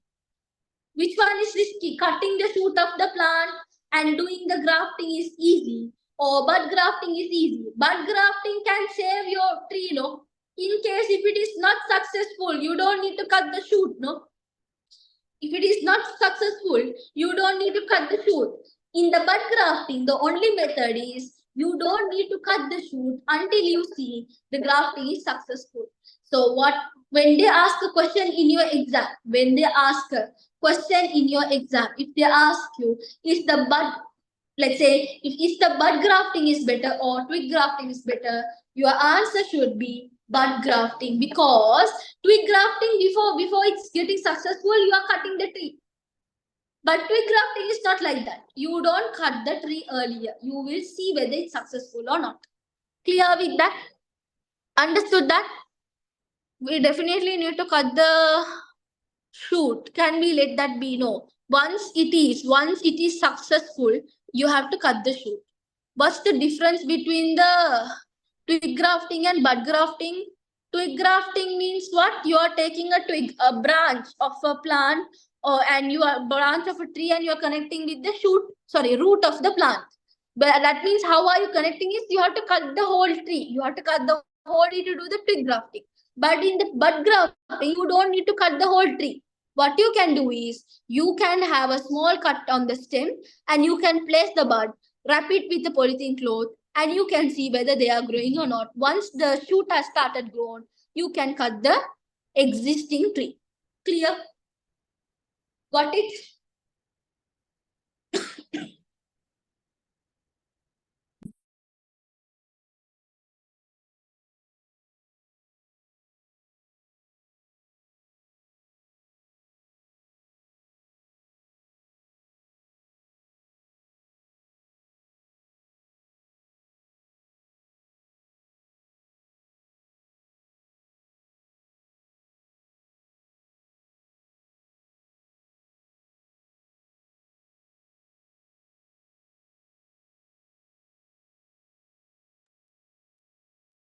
Yes. Few of them were asking, how are they getting two types of fruits in one plant? No, they do only get one type of fruit, not both. One. They will only get the sweet fruit. The shoot is the one who gives the fruit. No. If you change the shoot, you will get the new type of plant.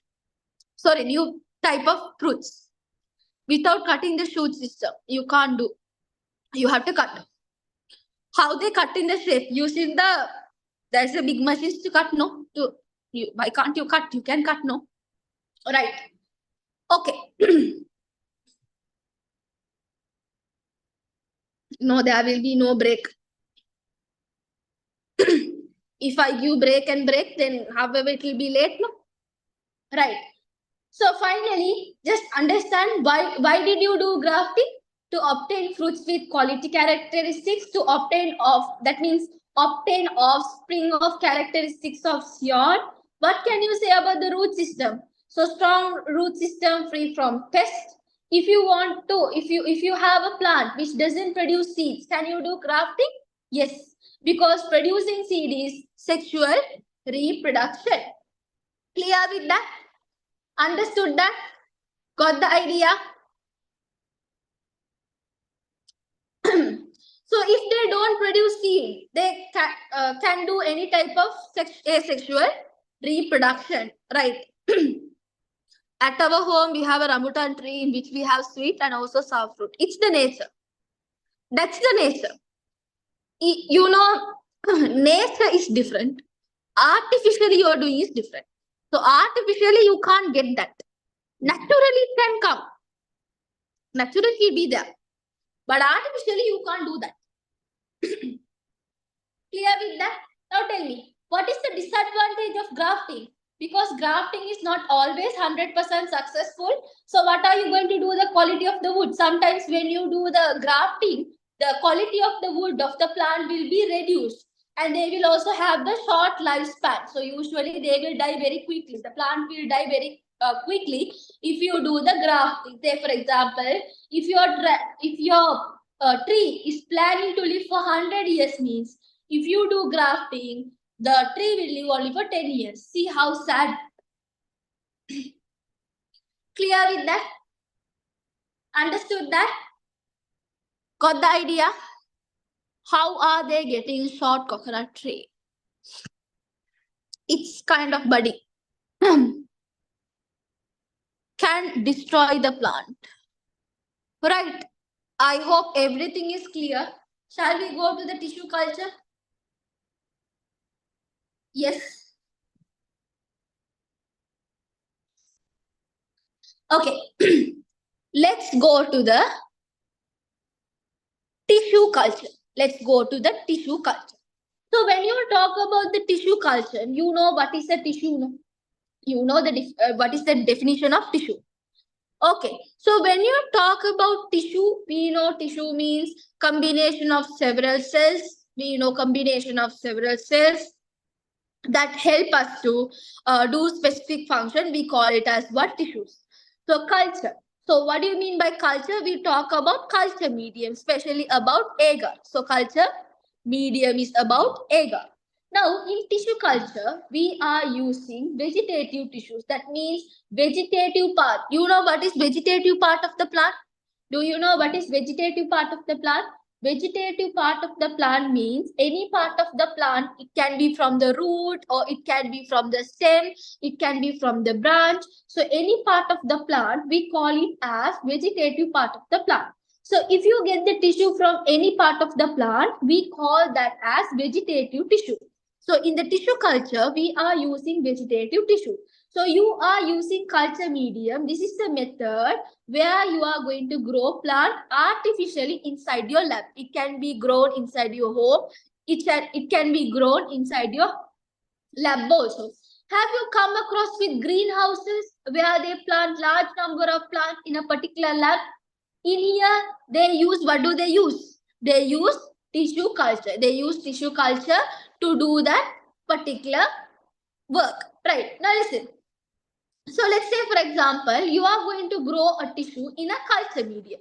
So culture medium means you are artificially preparing a medium like a soil for a plant to grow. So you need a soil. So now you need soil, a plant to grow. No, but without giving soil, without providing soil, you are going to what?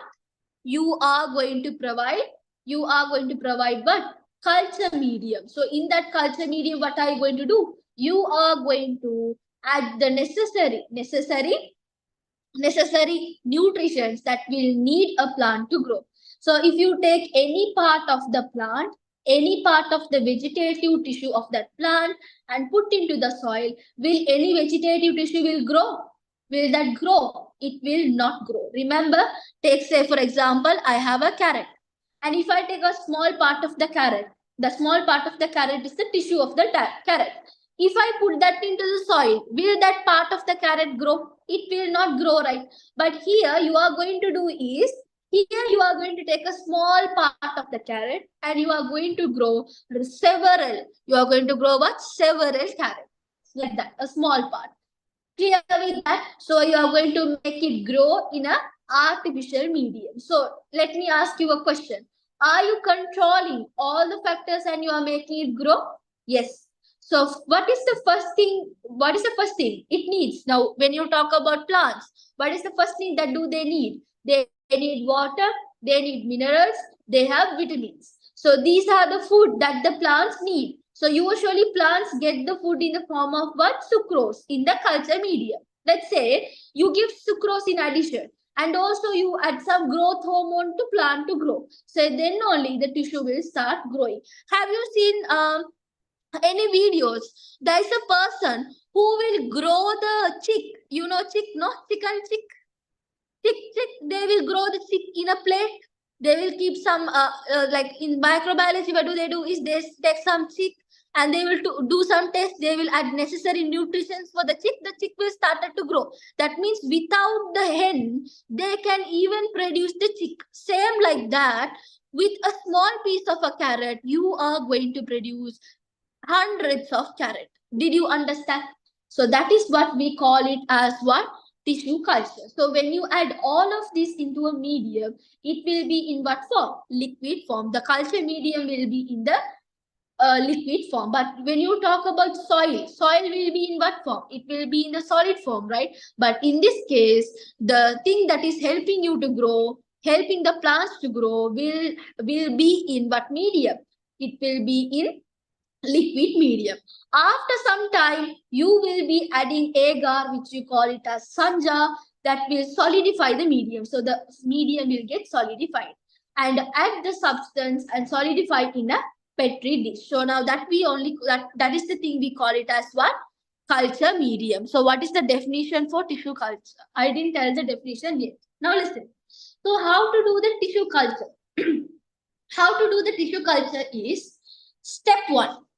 Step 1, you take the culture medium and you insert the carrot from it. Now, say for example, you take the culture medium, okay, and you insert a carrot from it and insert in a particular part. That means I'm taking a piece of a carrot and I'm going to put into the petri dish where I have prepared the culture medium. Did you understand? Did you understand?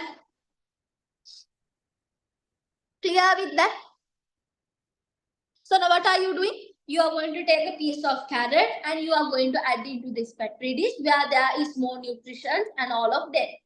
So what is happening is you are keeping this piece of carrot for some time until you give some warm, you give some warm and you will let them grow. After some time, the tissues will start to grow and it will grow shoot and the root. Say they will grow something like a shoot and the root in this particular culture medium. So now what is happening? The shoot and the root that is grown in the tissue, we call this as what? We call this as callus. We call this as what? Callus. So what do you mean by callus? So what do you mean by callus? Callus means the shoot and the root that is newly grown. That is newly grown in the tissue. We call that as callus, right? So then what do you mean by culture medium means you are, instead of soil, you are making a solution to provide necessary nutrition to the plants in order to grow very faster than the soil. Okay. So now what are you doing? You are adding the agar, you are adding necessary nutrition. So you will be adding all these things into the culture medium. So once you have added all these things into the culture medium, what is happening? That culture medium only help the plants to grow very fast. Clear with that? Understood that? Got the idea? So remember, callus is the small shoot and the root that arise from the tissue. So then what you do is you separate that means you separate this callus, and what you do is you remove this callus and you will take into a test tube. You will take into the test tube, and in the test tube you are going to put the soil in the test tube. What are you going to do? You are going to add the callus into the test tube and you will let the callus to grow. So when you see the callus is starting to grow, once it grows to a certain level, then you remove it from the test tube and you will put into the normal environment. So the plants will get adapted to that and you will have more than, from one piece of a tissue of carrot, you are making hundreds of carrots. So this we call it as tissue culture. Clear with that? Got the idea? Got the idea? Clear with that? So the new plant that is grown from the callus, we call that as clone. Everyone knows this name. Clone, another. Recently also you know this word clone. Same like nowadays they started to do same like to the person. Like one person there will be same person. Like me there will be another person. Then I can send one of my clone to kill you. So that is what we call it as clone. From one person's cell we create so many similar persons. That is we call it as clone. So I think you know very well about the clone. So most of the products, what is that? Most of the Apple products are clone. Yeah, I guess so. So when you talk about clone means like photocopy. Photocopy of you. We say it clone. That means is that original you? Not the original you. But it is a clone. But it will have the same characteristics like you. Scientists are still trying to do clones, but it's not successful. Still, it's not successful. Plants are successful. Animals and humans are not successful. Still, they are researching. So, what is the advantage of tissue culture? How many plants can you produce in a short time? Large number. If you take a tissue in a carrot, you can even produce millions of plants. Do you need a large space to do this? Do you need a large space? You don't need. These plants will be similar to the mother plant or different from the mother plant. They will be similar to the mother plant. That's what I told you as clone. Clear? Understood? Got the idea? Yeah, it will be dangerous if humans are made clone. But our people, they say one clone to do for the exam, other clone to do your homework, other clone to do like that. So that's how you will do. No, if you get clone, you will sleep and wait. Other clones will do that work, this work, that work, and all. You will be sleeping and waiting. So that's what clone is not successful. Okay, clear? Understood? Okay, let's talk about sexual reproduction of plants. Yeah. Other clone will go and write your exam. So you all will be sleeping during the exam time. And you don't want to worry, your clone will be studying for exam. So sexual reproduction in plants. So we have to study about sexual reproduction in plants, which is going to be a bit important and you need to know. So this will be the last part of the lesson that we will be learning today. Right? Now listen. So when you talk about sexual reproduction in plants, how many organisms are involved in sexual reproduction? Two organisms are involved in sexual reproduction. So what are those two organisms? One is male and other one is female. So one is male and other one is what? Female. So when you say sexual reproduction in plants, the sexual structure of the plant is what? What is the sexual structure in the plant? Is what? Flower. The sexual structure of the plant, we call it as flower. So now say for example, if you take the human male has sexual reproductive structure, female also have the sexual reproductive structure. So when you consider the plants, the sexual reproductive of the structure of a plant is what? Flower. So flower is considered as the sexual reproductive part of the plant. Okay. So when you take the flower it consists of male reproductive part as well as female reproductive part. So if you take human, does the human has both male and female? Does human has both male and female? Human has either male part or the female part, right? So, but when it comes to the plants or some flowers can have both the male and the female reproductive structure in same organism. So those flowers we call it as bisexual flower. So what do you mean by bisexual flower? Bisexual flower means what? The flower which has the male and the female reproductive structure, we call that as what? Bisexual flower. So do we have you heard about bisexual females? Nowadays they have brought something called binary. Sometimes they feel to be like a boy, a lady likes to be like a girl. So nowadays it has become trendy. One season he was a boy, other season he is a girl right now. So that is bisexual among human. I have seen. So now that's not related to the science, just that made up. They itself made up to make it trendy. Transgender, but transgender is completely they are becoming the male or the female. No, but this is not like that. I know a very long period of time there was a person. He's a male only, but I think so. 1 year before he was a girl. So he was a girl, and now this year he has become a boy, and he is about to marry.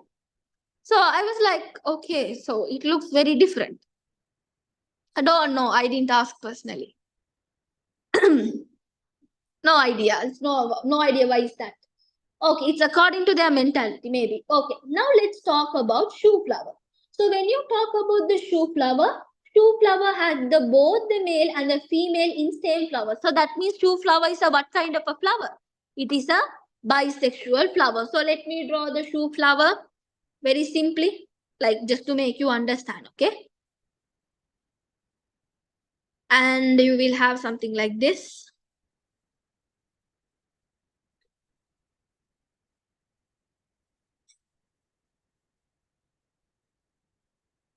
Okay.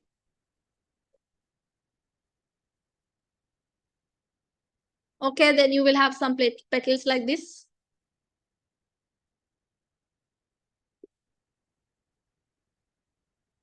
Okay. Then you will have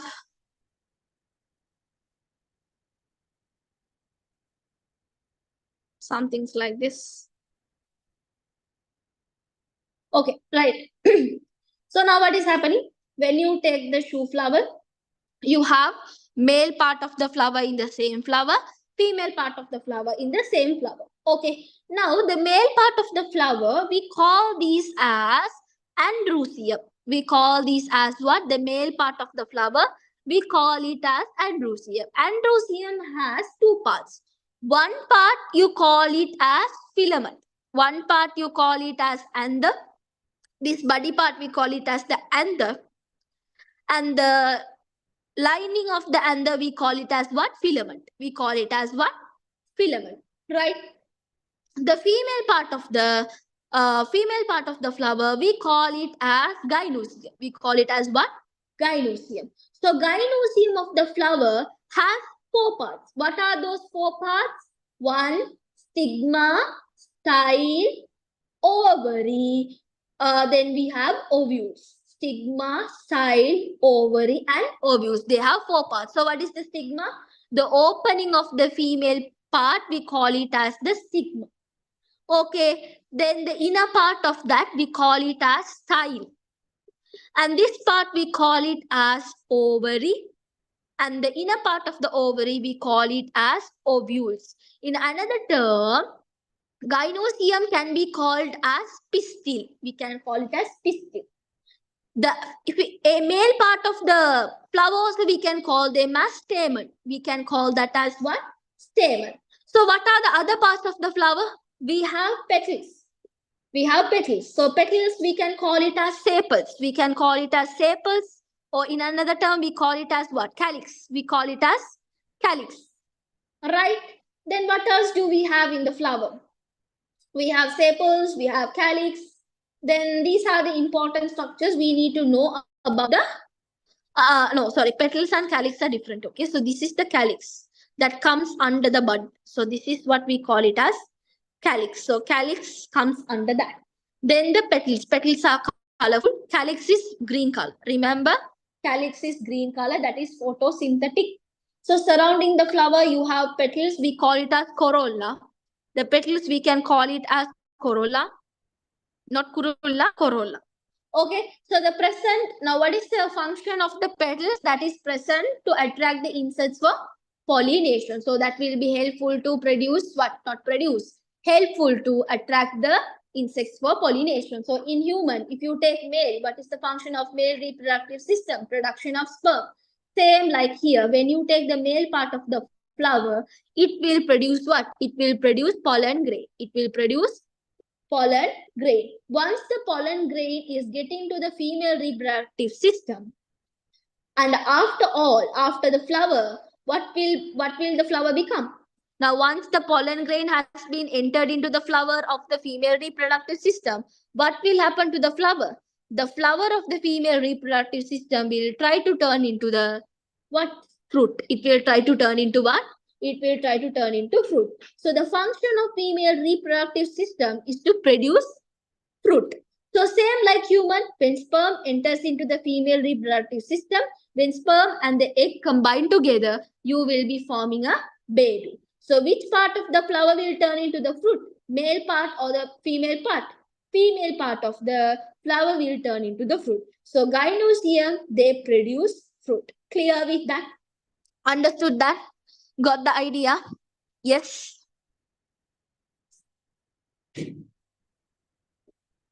Are you all sleepy? Corolla is petal. Corolla is petal. Okay, those who have to fast, you all can go and sleep.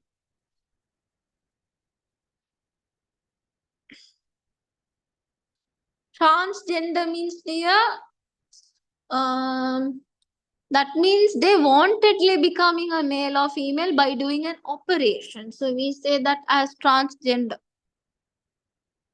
Do you understand?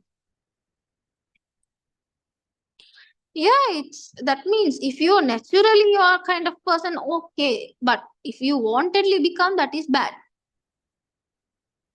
Calyx is the green color part of the flower. We call it as like the leafy part. The leafy part only we call it as calyx. The first step will be after the fertilization, they will turn into the fruit. No, so you have to tell that the the ovary will turn into fruit, ovule will turn into seed. Like that, there will be some changes within the fruits.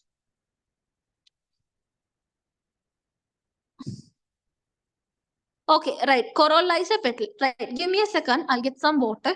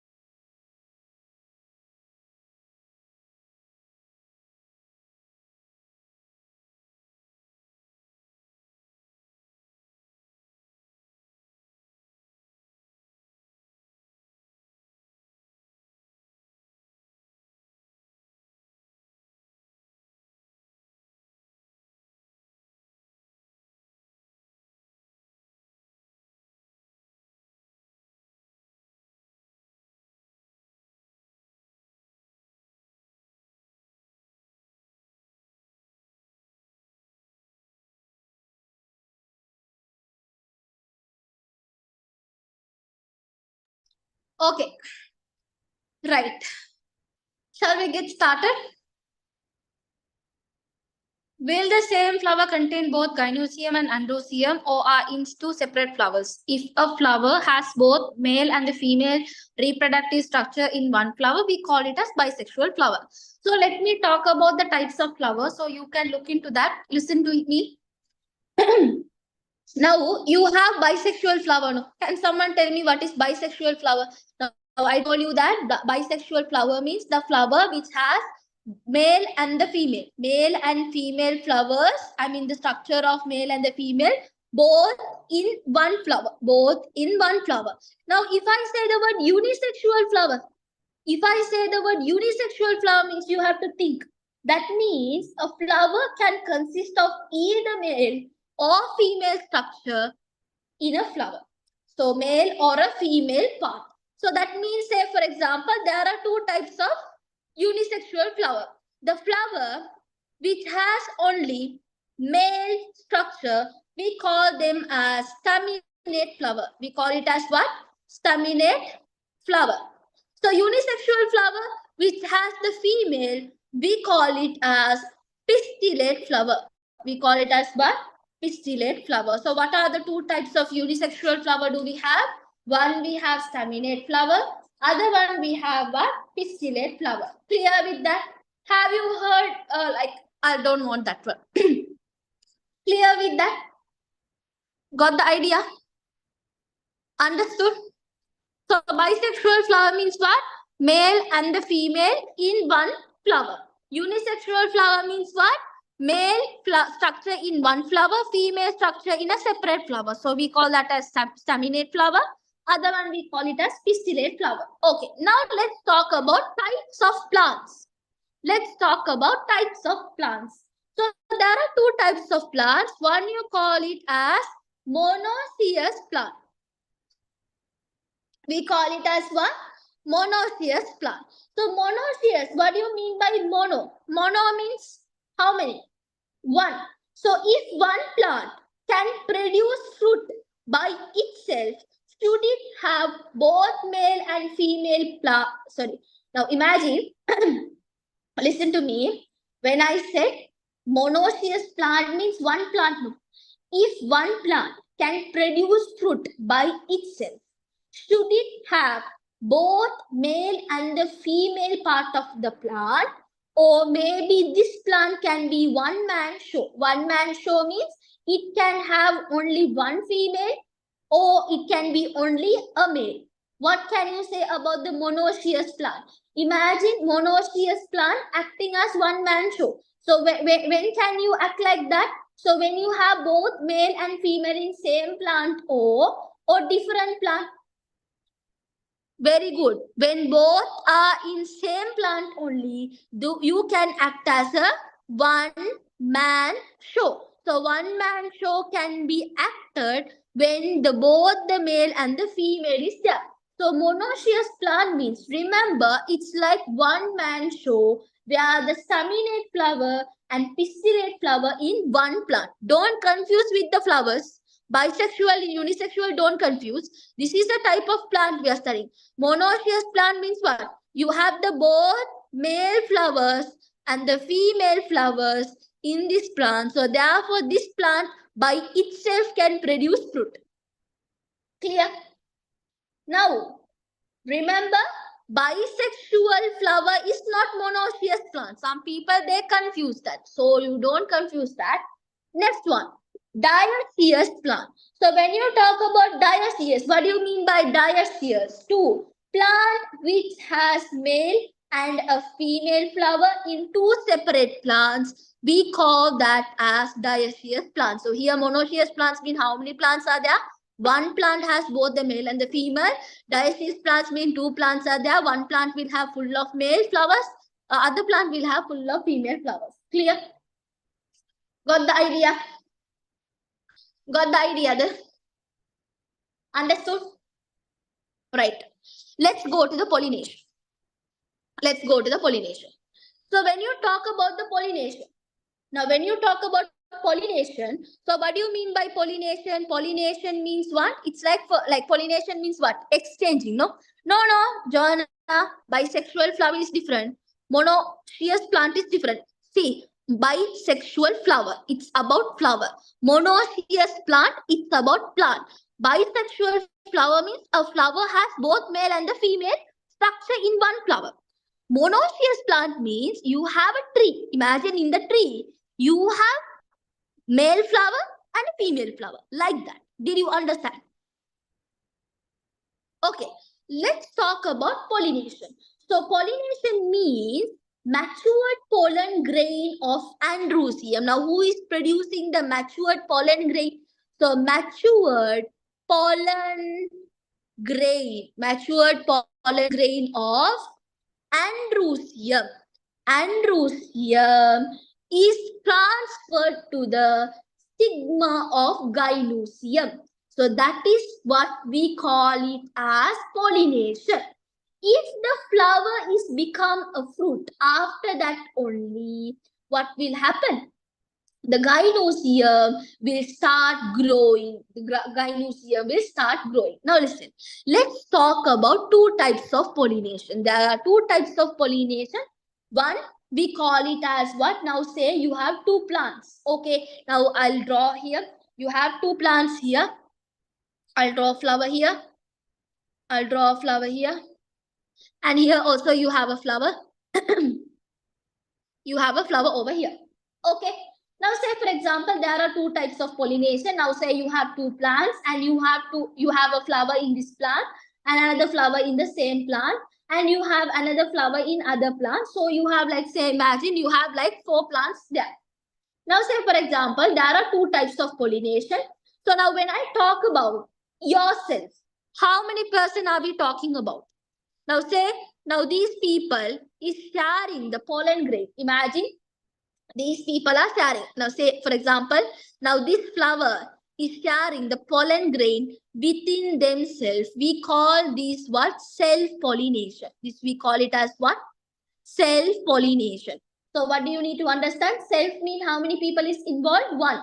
So self-pollination means transfer of pollen grain from the andreusium to the stigma of gynoecium of the same flower. We call that as what? Self-pollination.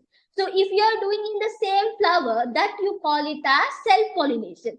If you transfer the pollen grain from the andreusium of this andreusium to the stigma of gynoecium of another flower, say like this.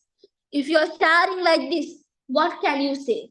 This you call it as cross pollination. That means the matured andreusium is transferring the pollen grain to the different stigma of the gynoecium. That we call it as what? Cross pollination. Imagine. Now, when doing cross pollination, you are combining how many flowers? You are combining two flowers. When you are doing self pollination, how many people is involved? One person. So now, say for example, when you talk about this flower, now say for example, now this flower, who did the self pollination is a red flower. Who did the self pollination is a red flower. Imagine. Okay, now this flower is a white flower. This flower is a white flower. Now the one who did the self-pollination is within themselves. Now what will be the outcome? What will be the outcome of the flower? What will be the outcome of the flower? Within themselves they did, and the red color is the mother plant. Red color is the mother plant. So what can be the children's color? I'm asking, what can be the flower? The new flower that is growing, it will be also red color. Now they did the cross pollination. When they did cross pollination, red color is combining with the white color. So what are the possibilities of getting colors for the flowers? One, I can say I can get red color flower. I can even get white color flower. Combination of red and white, you can even get pink flowers, which is new to the varieties. Did you understand? Now think and tell me, by doing self-pollination, is it good? Or by doing cross-pollination, is that good? Which one is better? Which one is better? Cross-pollination is better than the self-pollination. Cross-pollination is better than self-pollination. Why is that? Because cross-pollination, it has produced different varieties of plants and flowers, while self-pollination will be producing the same flowers again and again and again. Clear with that? Understood that? Got the idea? So they can ask you in exam, which is better, cross or self-pollination? Your answer should be cross. Then they can ask you why. Because you can produce varieties of plants. So because of that, the plant itself produce some characteristic that will prevent self-pollination. So plant doesn't like self-pollination. So what is it going to do? It's going to block some characteristic that will prevent what? Pollination, self-pollination. So if you want to produce, what type of flower should it be? Now, if you have unisexual flowers, that means you will, now usually plants like to produce unisexual flowers. That means the flowers with only one structure, male or the female in one. So if you have one flower which has only female, and if you have another flower which is have only male, so that means this plant can undergo what? Self-pollination or cross-pollination. Which pollination they can undergo? One flower, one part, cross-pollination. So say me which type of plants can only undergo self-pollination? Who can undergo self-pollination? Which type of flower? Bisexual flower can undergo self-pollination, or unisexual flower can undergo self-pollination. Think well. Bisexual flower can undergo self-pollination, while unisexual flower can undergo cross-pollination. So now if you have unisexual flowers, can you undergo self-pollination? When you have unisexual flowers throughout the place, Can they undergo self-pollination? They can't. So what you need to understand is the first adaptation shown in the plants to prevent the self-pollination is having unisexual flower. Clear? What is the first characteristics to prevent from self-pollination? The plants having unisexual flower. So self-pollination can only be done what type of flowers? Bisexual flowers. So because of that, we say that the plants will be avoiding what kind of flowers? They will be avoiding bisexual flowers and they will try to grow what? Unisexual flowers. Right. So that is the first adaptation to prevent from cross pollination. Second one, self sterility. So self sterility means, what do you mean by self sterility? What do you mean by sterile? Have you heard about the word called sterile?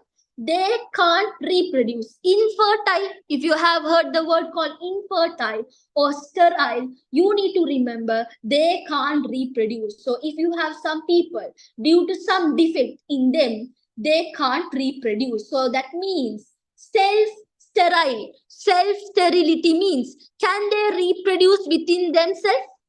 Can they reproduce within themselves? Say you have a flower, bisexual flower. That bisexual flower is a self sterile flower. So what is happening is, if the pollen grain is exchanged between them, will they able to reproduce a new flower? Will they be able to do that? They can't reproduce. So that is the second adaptation where the plants going to adapt to stop self-pollination. Clear with that? Clear with that? Got the idea? Got the idea? Right. So if the pollen grain of the same flower when deposit on the stigma of the same flower, there won't be reproduction. Say you have your family marrying blood relative is not good. So you don't want anyone from your blood relative. So but you want someone from where far. So you who has good genes. So which gives genes for the baby. So self-sterility means, if the pollen grain of the same flower go and deposit on the stigma of the same flower, it will not reproduce. Clear? But if the opposite happens, say this flower and this flower is exchanging the pollen grain, will they reproduce? Yes. Clear with that? Got the idea?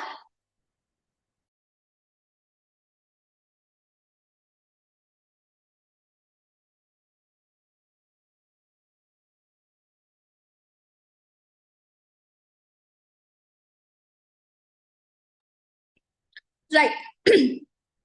Let's talk about the why is it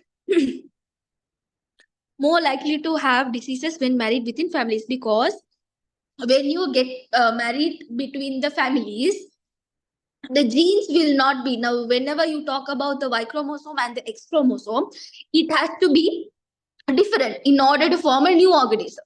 So when it is matches with the same one, sometimes the child can have some gene linked diseases or mutations can be caused. So that can be problem. And in the lesson inheritance, you will be learning in detail. So now if you think, it is very important to get married to the far relative who has the different gene. So when you have a different gene, a person with the different gene, then you will have a attraction. Like what? You have a magnet, north and the south is getting attracted, while the north or south and the south will not be attracted, it will be repelled. So always the similarity won't be attracted, while the dissimilarities will have some more this thing.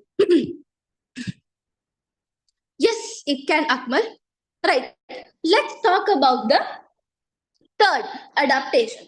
The third adaptation is hercogamy. So hercogamy, so when you talk about, okay, Saif, we can do it as a questions.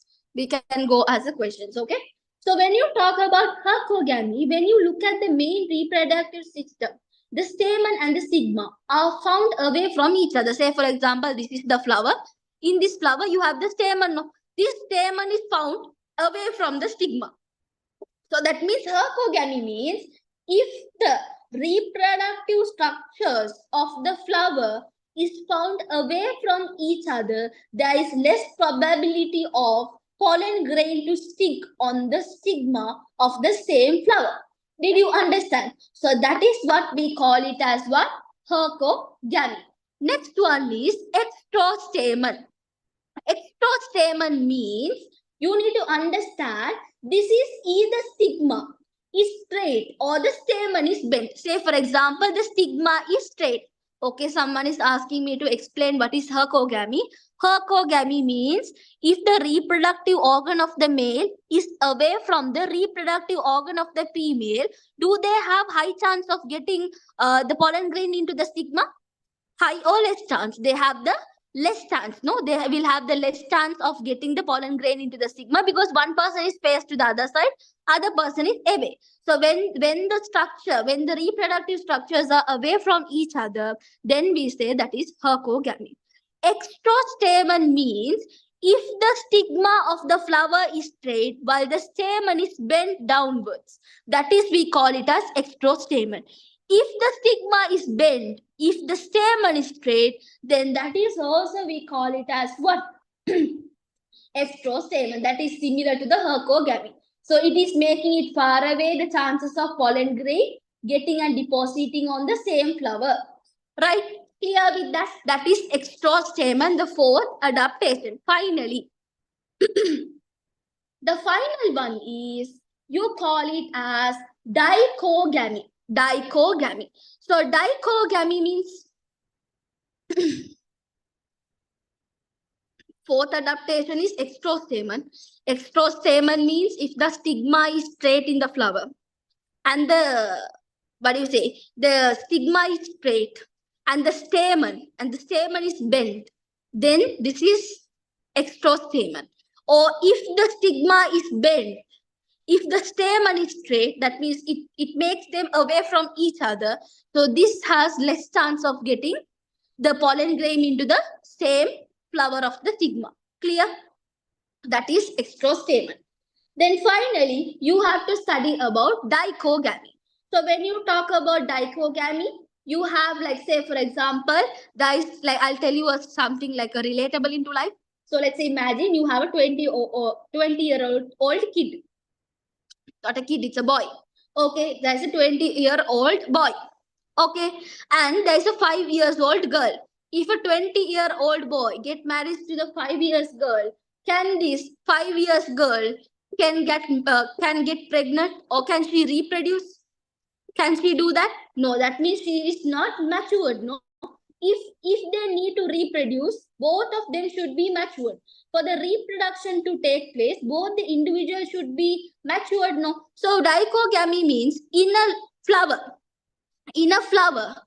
stigma will be matured while the stamen will be immature. Or if the stamen is matured, stigma will be immature. So that means even though the pollen grain is being deposited, will there be any reproduction? Will there be any reproduction? Yes or no? Yes or no? So either the female matures first, become male, becomes the matures the first. So one after the other only will be taken place. So there will be no reproduction will be taken place. There will be no self-pollination. Clear with that? Understood that? Got the idea? However, this lesson is over.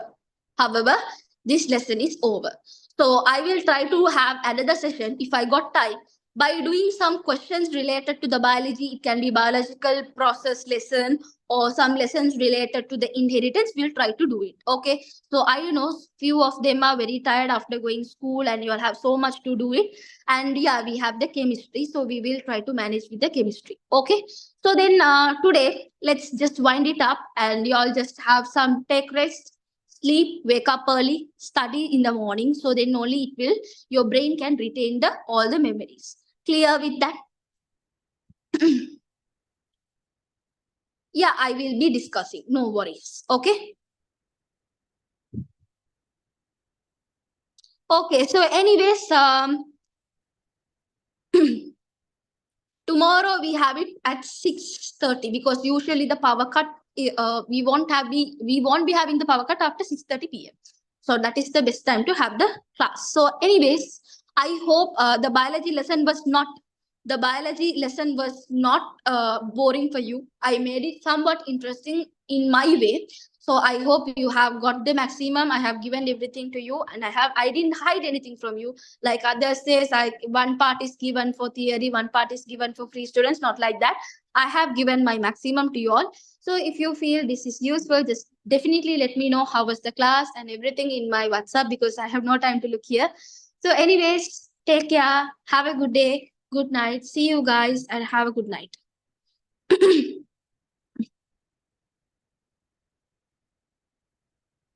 Thanks a lot, everyone.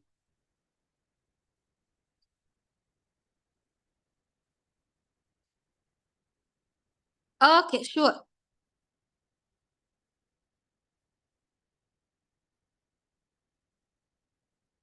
I will update you everything about the details regarding the classes in my channel. So I hope you are in my channel. So have a good day, guys. Take care and see you.